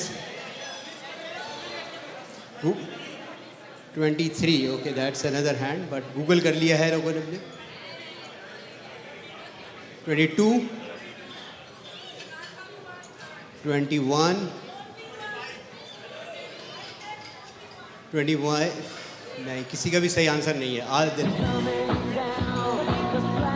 Adil का answer है? नहीं, आवाज़ नहीं आ रही. Sorry, you'll have to be loud here. इनसे बच्ची से पूछते हैं. She has got the answer. Close? 19. नहीं. No? Close है, but not the correct answer. No one has the correct answer. Okay, so no problem. I'll change the question. The correct answer वैसे because no one is able to answer here. It's 24. ठीक है? We'll not give it to the close ones because there's a Blue Jay ticket. So it's not going to be that easy for you. Next question. इस पे अगर आप बता सकते हैं तो ये कोई बता सके. कनाडा की हाईएस्ट पीक जो माउंटेन पीक है वो कौन सी है? उसका नाम बता दें और या किधर है. Anyone knows who is the highest mountain peak? There is a hand over there at that table. Mount Logan. That is the correct answer. Rafael, I'll ask you to give this one award. Or sorry, I'll ask Shruti, sorry. That's okay. So get on the stage and big hand for her.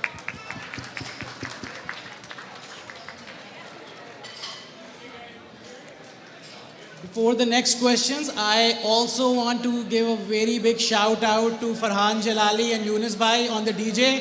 ये सुबह 12 बजे से आए हुए हैं and they've been helping us. So thank you so much.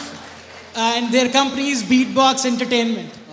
एक last सवाल के साथ हम अपने इस क्विज सेक्शन को फिर रैप करेंगे क्योंकि और भी एक्टिविटी शुरू करनी है. So I have one last award to give. Small question. If anyone can tell me the third largest city of Pakistan. Raise your hand only. Faisalabad. Correct answer. Okay. पीछे से नहीं हुआ ना right. Lead me to my destiny. I have waited patiently. Thank you. ये बताया गया था कि अवार्ड जैसे खत्म हो गए लेकिन I've just been told there's one special award still. I'll invite Kashif bhai to give this award. ठीक है?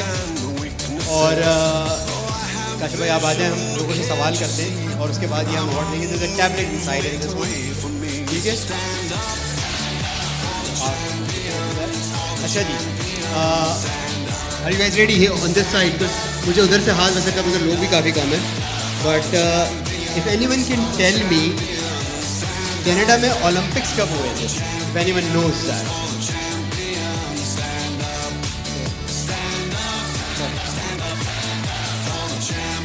(1976). That's the correct answer.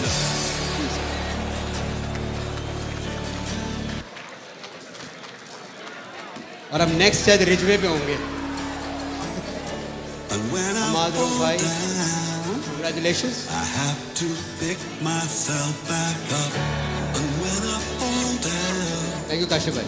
I have to pick myself back up for the champion. तो आप सबको entertain करने के लिए थोड़ा सा शुगल मेला एज वी से इन आवर लैंग्वेज लगाने के लिए I'd like to welcome Aditya and Zulfali on the stage for a bit of stand-up comedy. Taliyan! It is an honor to be here tonight. Thank you, Rafael Bhai. Please round of applause for Rafael Bhai for organizing this. Some of you might be hearing my voice for the second time. I might have called you for air duct cleaning. We exist out of Brampton. So it's good to be here. But I'm seeing so many beautiful faces and it reminds me of my college days. I studied in Dubai. Anybody from Dubai here? Anybody from Dubai? Dubai? Anybody from Dubai? No? नहीं पैसा मेरे पास ये सिर्फ अच्छा college में जो होता था ना जब ये whole scenario, I think everybody is still trying to settle down. Thank you for sitting right in front of me. And now, no, it's okay, it's all good, it's all good. College, can you guys hear me? First of all, can you guys hear me properly? You guys want to come closer? You guys want to come closer? It's okay, everybody's gone. You guys can bring your chairs in front. Don't do it. You're like, I'm going to get roasted. Probably. It's going to happen. It's going to happen.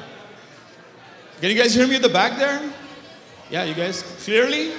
Okay, you're not going to like what you... See, this is what you call a person who sets an example. And you guys don't want to be part of this example at all.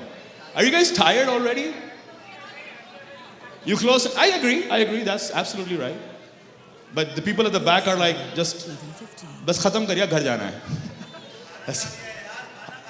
खाना खा मैं निहारी फोड़ कर आ रहा हूँ मैं वो गलती से उधर चले गया था वो शादी हॉल में शाहरुख के यहाँ उधर शाहरुख की जो वेडिंग चल रही है मैंने कहा यार शाहरुख फिर शादी कर रहा है उधर तो निहारी फोड़ कर आ रहा हूँ मैं उधर मुफ्त का खाना और उसकी दुल्हन तो उसको डांट रही है मैंने कहा इसकी तो शुरू से ही लग गई अभी से इसकी हो गई but no but I was saying about college days was funny right like I remember a lot of stuff that we used to do we used to go through the stress of your exams your assignments projects I'm sure all of you guys faced all of that फिर आपकी ज़िंदगी में और तकलीफ़ें भी आती थी जिसको गर्लफ्रेंड कहते थे लेकिन वो गर्लफ्रेंड होती नहीं थी it was a mirage in your mind that she was a girlfriend वो आपसे basically assignment कराना चाहती थी that's basically what it was that's what it was आप कुछ ख़वातीन हंस रही हैं that means you guys got your work done और आपके हर दोस्तों में एक दोस्त होता था जो आपका होमवर्क लड़की से करा देता और हम उसको लुक अप टू करते थे कि यार ये कैसा काम कर रहा है हम नहीं कर रहे हैं राइट आपके ग्रुप में था ऐसा कोई भाई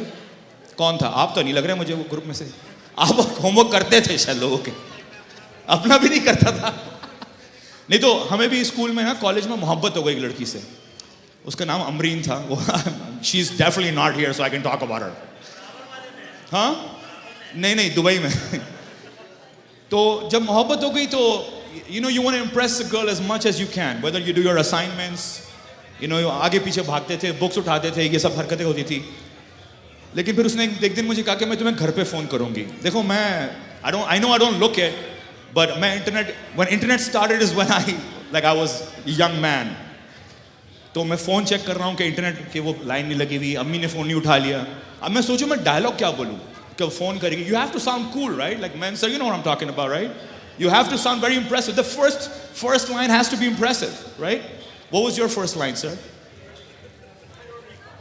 you don't recall or you don't want to say it in front of her is this gentleman with you oh I'm so sorry मैं रिश्ते बहुत जल्दी बना लेता हूँ sorry are you in the friend zone are you guys friends we just met keep it up my friend mashallah दम के हार के जीत को बाजीगर कहते हैं So this girl Amreen decided to call me one day. अब मैं phone check कर रहा हूँ. It's been like somebody tells you they're going to call you, you expect them to call you right away. It doesn't happen. Girls take their own sweet time. They have better things to do in life than to call you. So this girl finally called. अब मैं उस वक्त सोचा था मैं क्या बोलूँ ना? What's up? थोड़ा cool बनूँ. Assalamu alaikum करूँ. क्या करूँ? You gotta sound good and impressionable. तो उसने phone किया मैंने उठाया मैंने कहा hello. She's like hi this is Amreen. May I speak to Zulf? और आपके जनाब ने ये बोला. This is Zulf spoken. It's true story. And then she said, oh my God, you're so funny. मैंने कहा मैं तो friend zone में चले गया. There's no recovery from friend zone. If somebody tells you they recover from friend zone, he's a liar. Do you guys believe we are responsible for plastic in the ocean? Desi people. We're all Desis here, right? No, Goras. Do you think we're responsible for plastic in the ocean? Ma'am, do you think we are responsible for plastic in the ocean? We're not. Absolutely, you're absolutely right. We're not. My Gora my Gora boss came to me and he said, Zulf, we all have to do our part for supporting green environment. I go, okay, that's cool. That's not our problem. It's not brown people problem. It's a white problem. He's like, why would you say that? Everybody should contribute. I go, man, this plastic in the ocean is not our problem. He's like, why do you say that? I go, मेरे kitchen में sink के नीचे देख कितने shoppers पड़े हुए हैं. Plastic in the ocean is not our problem. This is a white people problem. This is not our problem, right? Are you agree, ma'am? You guys agree? Why aren't you laughing? I feel like I'm getting judged by Pakistanis right now. Please stop doing that. I get enough of that at home with my mom and dad. It's okay. It's all right. It's all good. What else did I want to tell you about? When I moved, how many of you guys have flown from, moved from Pakistan direct here? I'm guessing all of you guys. All of you guys moved from here. Nobody, did somebody just say nobody walked here? That was such a lame joke, guy. Like, if you want to get a mic, come up here, man. Why didn't they hire you?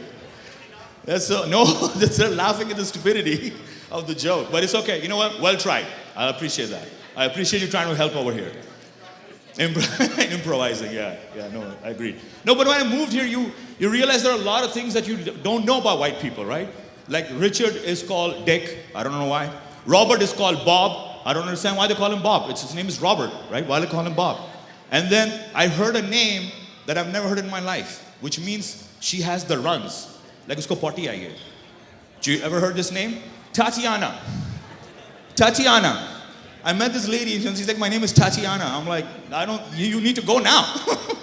If you have Tatiana. There's a lot of culture shocks you get, right? But when I first moved here, we moved from Dubai, so we ended up at Oshawa. That was the first place we moved. Anybody from Oshawa here? Yeah, exactly. That's the reaction I get. I don't know why my father picked Oshawa. And I met my first Canadians, right? They're like, hey there, bud. Hey, are you Arab? Because we moved from Dubai. I'm like, no, it's not pronounced Arab. It's not an ointment. It's not pronounced, it's not an ointment unless you want me to rub all over your body. And I picked up some sand, threw in the air, and I just went, la la la la la la. And I've never seen white people run so fast. बहुत फट्टू है ये लोग, बहुत फट्टू है, बहुत फट्टू है. You were part of the FAST alumni, I'm guessing? What did you do? What did you major in? Computer science? So when you were doing computer science, what were you learning? क्योंकि कुछ नजर नहीं आ रहा कोई शक्ल से कि आप computer science में पढ़ा है आपने. Because when we were doing computer science, was that? Yeah, you're a trooper. I like that. This guy. Round of applause for this gentleman. He's an amazing guy. He's an amazing person, man. You're nice. No, when we learned computer science, right? We were learning C+, right? Yeah, right. Abhi yaad aa raha hai na thoda thoda. Oh yeah, computer. Yes, switch on, off. Apple, Macintosh, right? We used to learn all that stuff. Yeah. Now kids don't. They're way beyond that. They're learning TikTok videos, how to be YouTube influencers and all that. It's amazing how the lifestyle is so changed. There is no joke there. There was just a little information I give there. There's a little information. Do you guys think Desi people have accents? Do you believe that? We do have accents, right? You believe that we have accents? Right, we have accents because our teachers taught us that way. So we believe those are how you pronounce the words. When I was in Dubai, we had a Rajasthani teacher, right? And she was teaching history. Now, the thing with history and with me was, they say history repeats itself. You don't have to pay attention. Now, when it repeats itself, we just pay attention at that point, right? The Spanish flu came, the COVID came, so it repeated itself. So normally in history class, I would go to sleep because that was the best time to sleep. But then my teacher had the hardcore Indian accent. Hardcore Indian accent. And she's teaching us how the natives move from states to states in the US. So this is how she went. They first went to Utta, then Ohio, North Taku, South Taku, and ended up with Dilawar. Dilawar is my uncle's name, so I thought he came to pick me up from school, so I got up. Only to realize she meant Utah, Ohio, North Dakota, South Dakota, and Delaware. Yeah, not Dilawar. So that's why when people say, where are you going? We say, Ottawa. And they laugh at us, because that's not how you pronounce it. But it's good times, right? You learn stuff quickly. You have kids, my man? You have kids? You don't have kids? Are you single? Okay. You married recently? Why are you so confused? You're like a spy right now to me. I'm like thinking, how should I answer? Okay, so why are you so nervous about it? You're taking precaution, your wife is around. So are you married? You have kids? How many kids do you have? You have 2. They were born and raised in Canada? Do they speak Urdu? They do? That's very good. That's very good.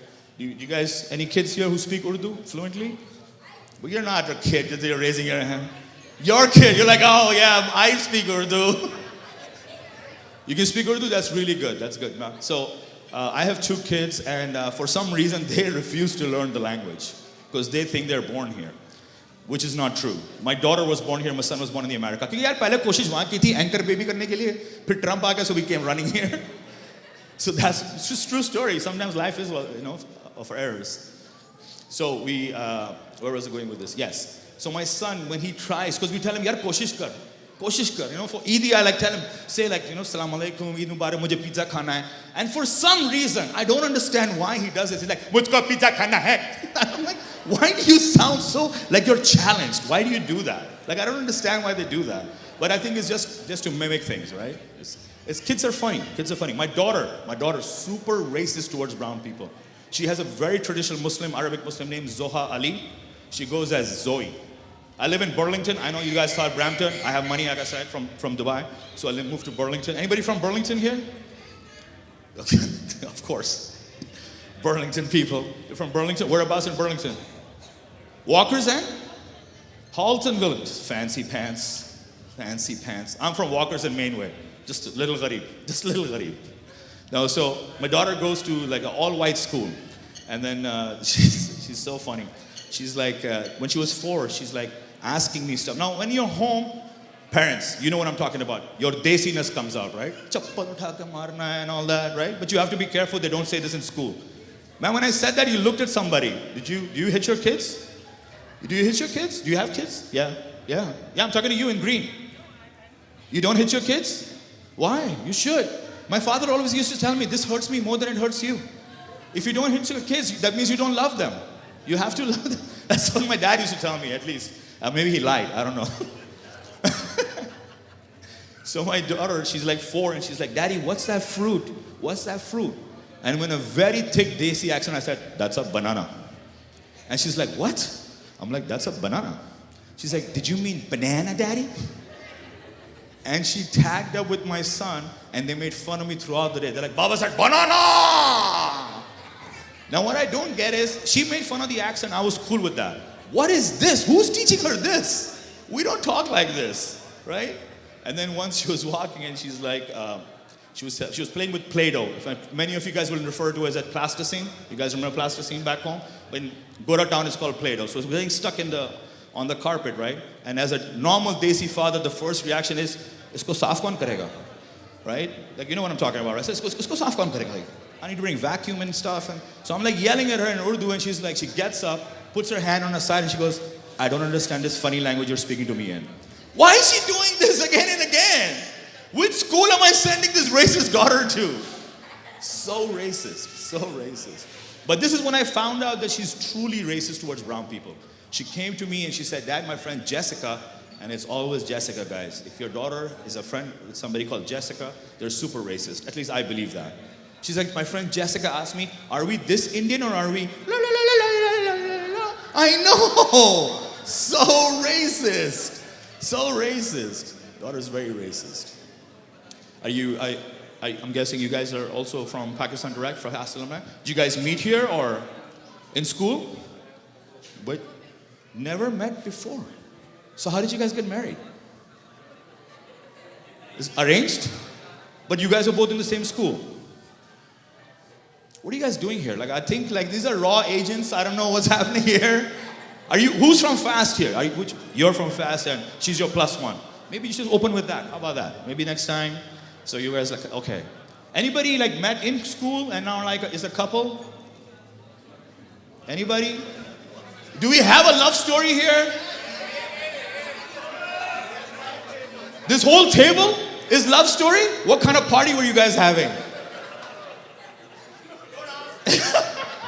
I want to hang out with these people. This is like the front group. So you guys met in school, same batch, I'm guessing? Which one? You met your, sorry, you wave your hand in the back. Sorry, yeah. Table 17 was the same batch and married within the group. Round of applause for this couple, guys here. This is amazing. So who was doing whose assignment? I want to know who's the cool guy here. Who was doing whose assignment? You were doing everybody's assignment? Did you, everybody copied from you? In the exam too?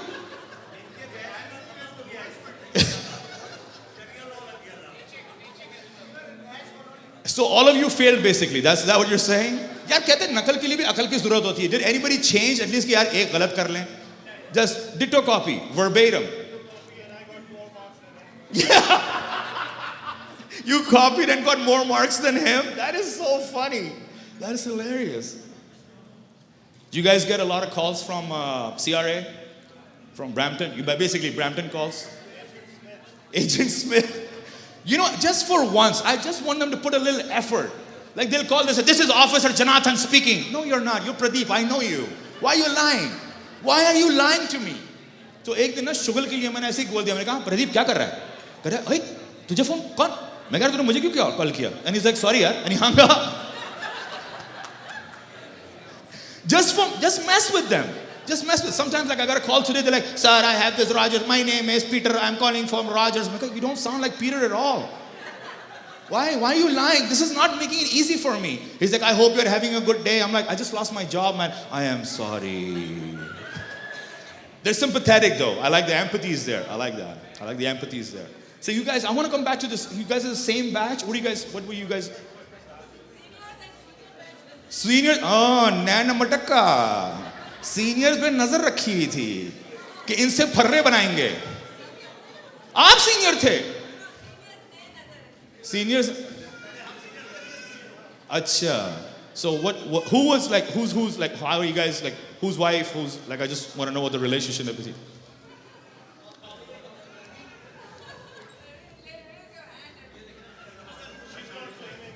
She's raising her hand. She's, okay, so that's, lucky you. How long have you been married? 20, see, when you have to check with her, that means you're the good husband. Because we don't remember anything. Did you remember how you met her? Like, what was your line? What was your first line to her? Clearly it wasn't this is Zulf speaking. That's such an amazing line. No, this is, and that's what I was getting at. That was my line. Oh, you stole my joke. That was amazing. Because this Pakistani men have zero game, guys. I have seen them pull up in Sadar Bazaar. They'll pull up there. I'm like, you want to make friendship with me? I'm like, use grammar, man. At least proper grammar. You want to make friendship with me? What is that? What is that? Like, ask for Instagram handle maybe. Try little steps slowly. Go straight to making friendship. So what was your line? What was it? Did you hit her on her or she hit on you? Okay, I'm asking you.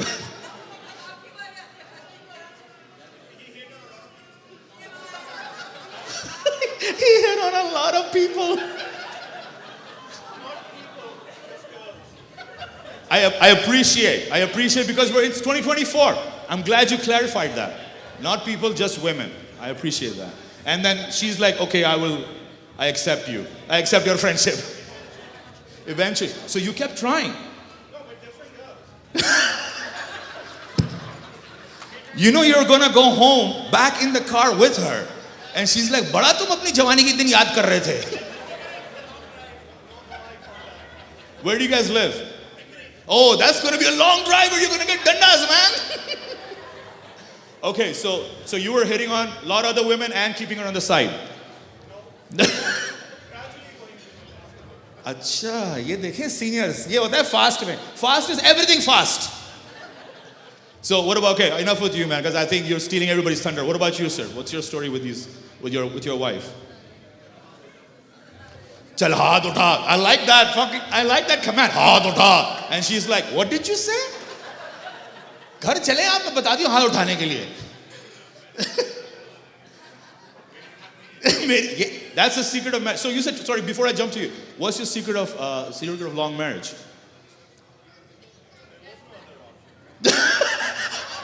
Bro, you're going Pickering? I don't know your name and I don't want to know your name now because I don't want to see you tomorrow that you're an obituary over there with your name on it. There is no secret.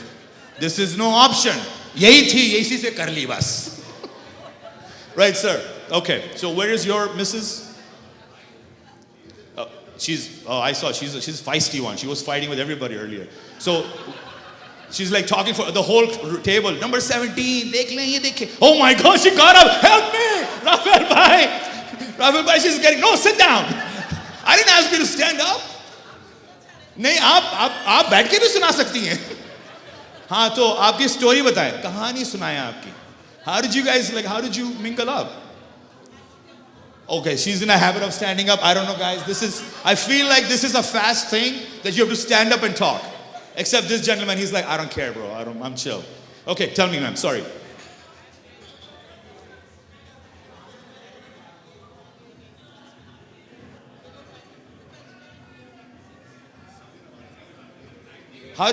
आप मुझे biodata दे रही है fast का. मैं आपके husband का नैन मटके का पूछ रहा हूँ. आप लोग मिले कैसे? हाँ? फास्ट में मिले ना. लेकिन वो तो like we figured that part out. Like who made the first move? Were you doing his assignment? He was doing your assignment?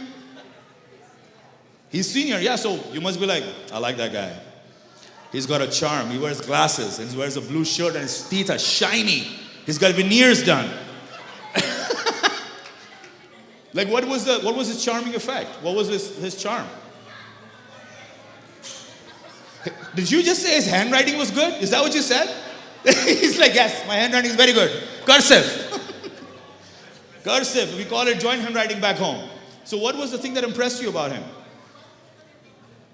Is it, I feel like there is a lot of, guys, I don't know what's happening. I feel like I'm in the wrong place. I feel like your stories are not matching. You guys are all spies of FAST and are in training, and now I'm like blowing your bubble up. Okay, sir. Okay, I think she's shy now. She doesn't want to talk anymore. हो गई बोलती बंद हो गई आपकी हाँ चुप हो गई डाइटिंग कर रही थी भाव खा रही थी हाँ Alright, sir, जो आप बड़ा हंस रहे हैं आपकी स्टोरी क्या है? Where is your missus? Yes. She's what? She's not from FAST. So she's your plus one. Yeah. So how did you meet her? Was it arranged? Oh, no. So mohalle ki ladki. Take your scooter down. Beep beep. One of those. That's what I want to know. I need something interesting so I can make fun of it. You guys are really not helping here. Actually, no, that lady over there, she was helping a lot. Yeah, go ahead. She made a what? What did you say? I heard something I can't repeat. That's what I'm saying. Did you guys hear what I heard? What did you say?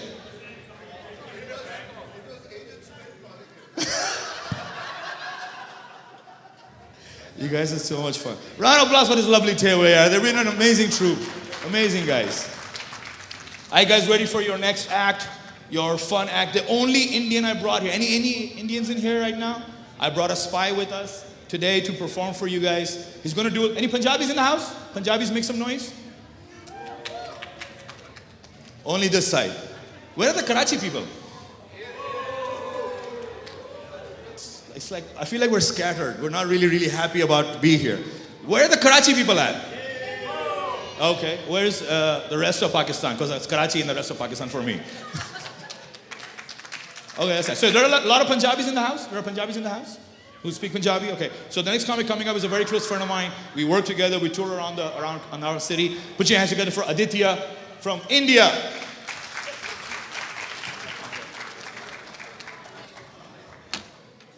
Hello everyone इस hall में मैं ही अकेला Indian हूँ इस वजह से मैं थोड़ा डर भी रहा हूँ अगर कोई रॉ एजेंट है तो मैं पहले ही माफ़ी मांगता हूँ क्योंकि इंडिया में क्या होता है ज़्यादा से ज़्यादा जेल में डाल देंगे इधर मत्थे में गोली मारेंगे और अभी तो विक्की भी नहीं है मेरी जिम्मेवारी लेने के लिए बट नहीं मैं इंडिया से हूँ और आई वुड बहुत ही ज़्यादा ओवरवेल्म फील कर रहा हूँ इतने सारे पाकिस्तानियों को देख के थैंक यू वेरी मच क्योंकि इस शो के ज़रिए मुझे पता लगा कि पाकिस्तान में यूनिवर्सिटियाँ भी है बॉलीवुड वाले कुछ और ही दिखा रहे हैं मुझे ऐसा लग रहा था कि स्कूल के बाद सारे हीरा मंडी जा रहे हैं आगे की पढ़ाई सीखने बट मेरी उर्दू इतनी अच्छी नहीं है मुझे थोड़ा ही पता है अल्लाहू अकबर उसके बाद ठा बट मैं इंडिया से हूँ मैं पंजाब में पैदा हुआ मैं इंडिया के उस पार्ट से हूँ जो आपको हैप्पीली अपना बनाना चाहता है और एक दूसरा पार्ट है जो हैप्पीली नहीं एग्रेसिवली आपको अपना बनाना चाहता है so even I hate those guys so we are on the same page so please मुझे गोली मत मारना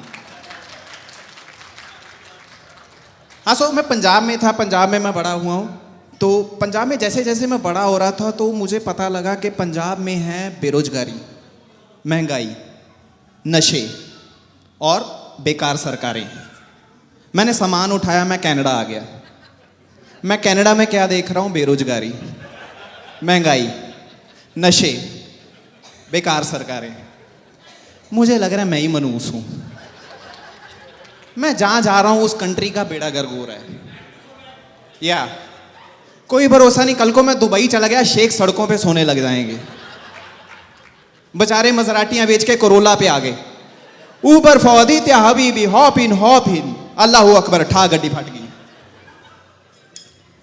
बट नहीं ऐसा नहीं है। मैं अभी मेरे को लग रहा है मेरे को अपनी मनुष्यत चेक करनी चाहिए, क्योंकि पिछले 3 साल से मैंने 3 जगह जॉब किया है। ना तो मेरे को कहीं से फायर किया गया, ना मैंने कहीं रिजाइन दिया, कंपनियां ही बंद हो गई। कोई एचआर है इधर? Any HR? कोई भी नहीं है? नहीं, बता दो, कोई बात नहीं, I won't make fun of you. है कोई? ओके कोई भी एचआर अभी मेरे से पूछती है where do you see yourself in 5 years, मैं बोलता हूं बहन मेरा बहुत सही चल रहा है, तू अपना देख ले। और मेरे को लग रहा है मेरे को अपनी मनुष्यत को एज अ पावर यूज करना चाहिए। सो मैं जा रहा हूं इंडिया, मोदी को वोट डाल के आऊंगा।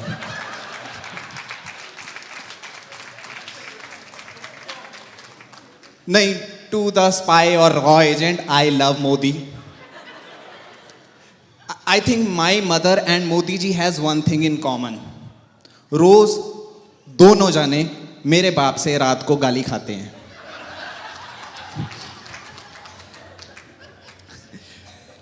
बट ठीक है, जो भी चल रहा है सही चल रहा है अभी तक।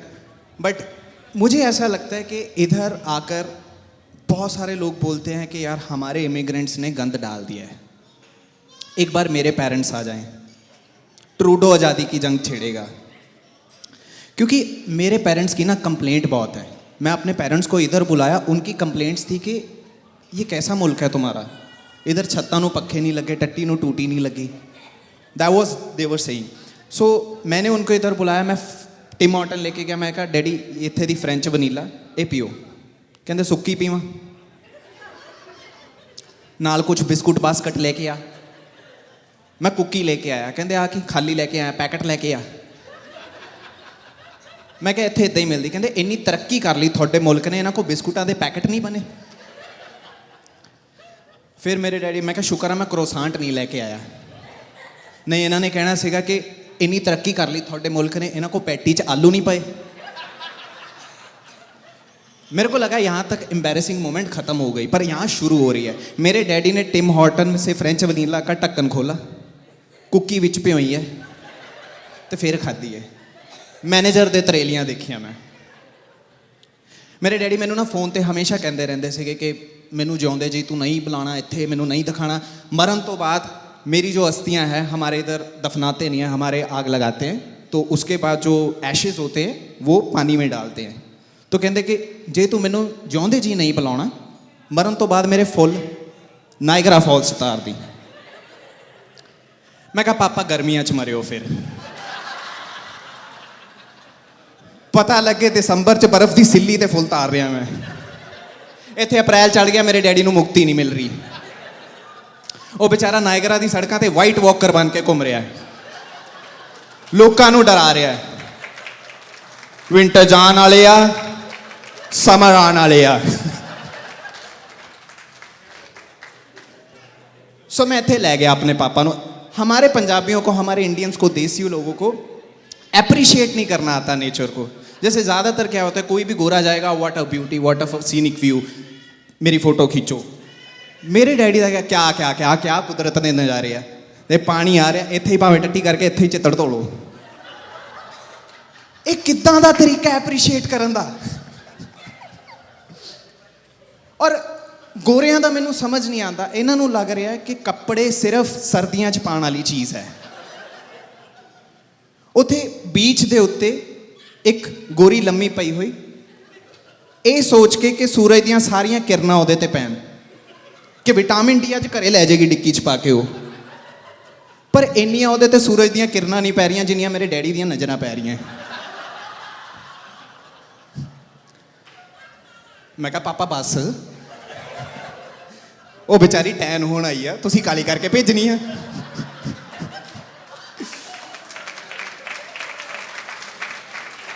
थानू लग रहा है इत्थे एम्बैरेसिंग मोमेंट खत्म हो गया, इत्थों शुरू होया। मेरा डैडी कहता इहदे नाल मेरी फोटो खिच, पता लगे चौधरी बाहर आया है। मैं कहा बाहर आए दा पता नहीं, अंदर गया सब नू पता लगूगा अज। मेरे पापा ऐ जाके खड़े हो गए उहदे नाल। वो बेचारी एम्बैरस हो रही है कि ये अंकल अपनी फोटो खिंचा रहा, मैं इहदा फ्रेम खराब कर रही हैं। मैं कहा भोलिए तू ही फ्रेम है। ओ वनस्पति दिखान भी नहीं आया किसी में थे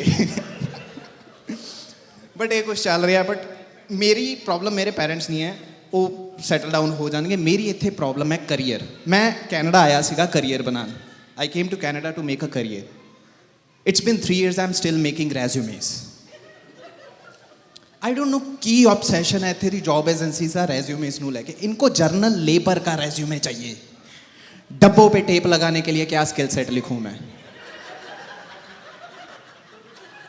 क्या लिखूं मैं टेप का सिरा वधिया लब लेना ये लिखूं मैं मेरे पास 10 अलग अलग रेज्यूमे हैं मैं ऊबर चला रहा हूं और मैं इधर आया था जुल्फ को छोड़ने वो बोल रहा है यार एक कॉमेडियन कम पड़ रहा है तू करेगा मैं कहा भाजी सर्ज का टाइम चल रहा है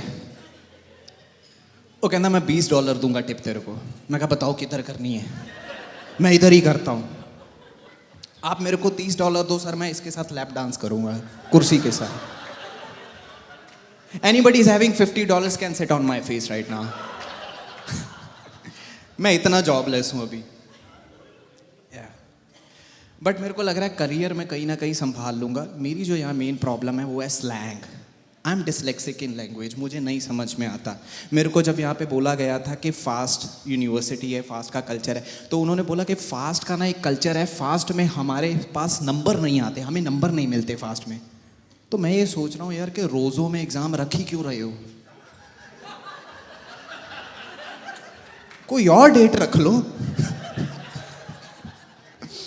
तो ऐसा है मैं डिसलेक्सिक हूँ लैंग्वेज में और इधर आके वो चीज़ बढ़ गई क्योंकि यहाँ स्लैंग चल रहे हैं एक गोरा मेरे पास आया कहता bro you like that girl go hit on हर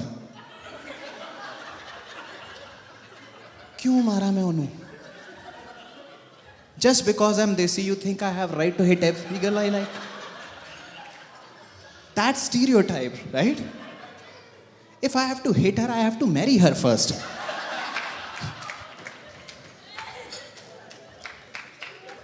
मैं वो गोरी के पास गया मैंने कहा hello will you do friendship with me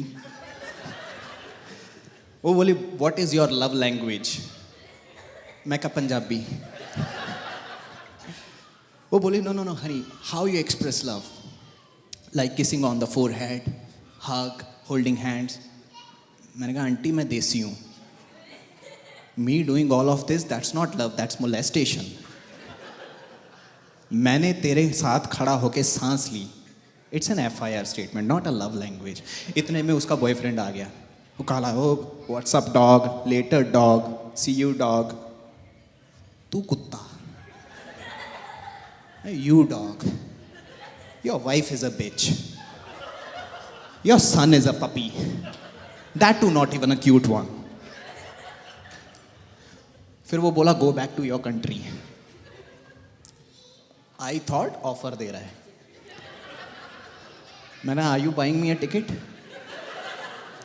bye the round 1 it will cost you cheap फिर मेरे को समझ में आया कि इट्स अ रेशियल स्टेटमेंट कि go back to your country और इंडियन दे रहे हैं मेरे को go back to your country कि मतलब एक देसी आया मेरी गाड़ी ठोक दी और बोल रहा है go back to your country मैं कहा इट्स आर कंट्री और तेरे को क्या महंगाई नहीं पता इस टाइम तो तू भी नहीं जा सकता है फिर मैंने उस गोरे को बोल मतलब काले को बोल दिया मैंने कहा you go back to Africa वो बोला I can't go back to Africa मैं कहा वाई कहता उत्थे की है बेरोजगारी महंगाई नशे फुद्दू सरकारें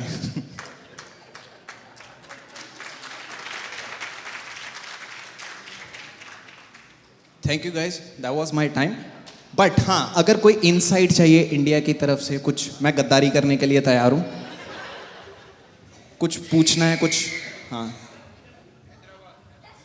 एनीथिंग यू वांट आस्क हैं कोहली आउट होगा सर देखो मैं यहीं रहता हूँ अगर इस बार भी तुम लोग हार गए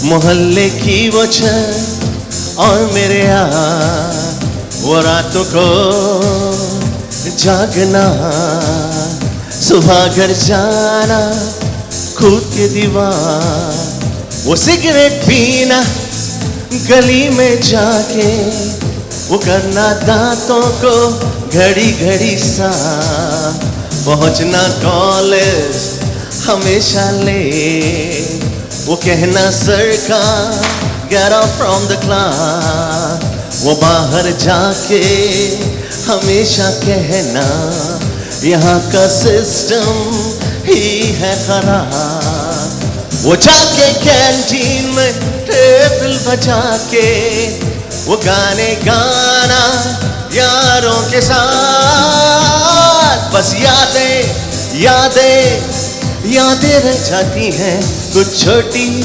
छोटी बातें रह जाती हैं, बस यादें यादें यादें रह जाती हैं, कुछ छोटी छोटी बातें रह जाती हैं, बस यादें है।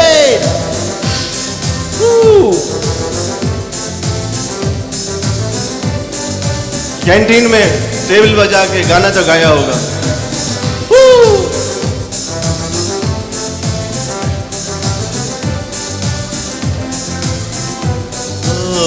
वो पापा का डांटना, वो कहना मम्मी का छोड़िए जिया, तुम्हें तो बस नजर आता है जहां मैं बैठा मेरा ही खराब, वो जाके कैंटीन में टेबल बजा के वो गाने गाना यारों के साथ, बस यादें यादें यादें रह जाती हैं, कुछ छोटी छोटी बातें रह जाती हैं, बस यादें यादें।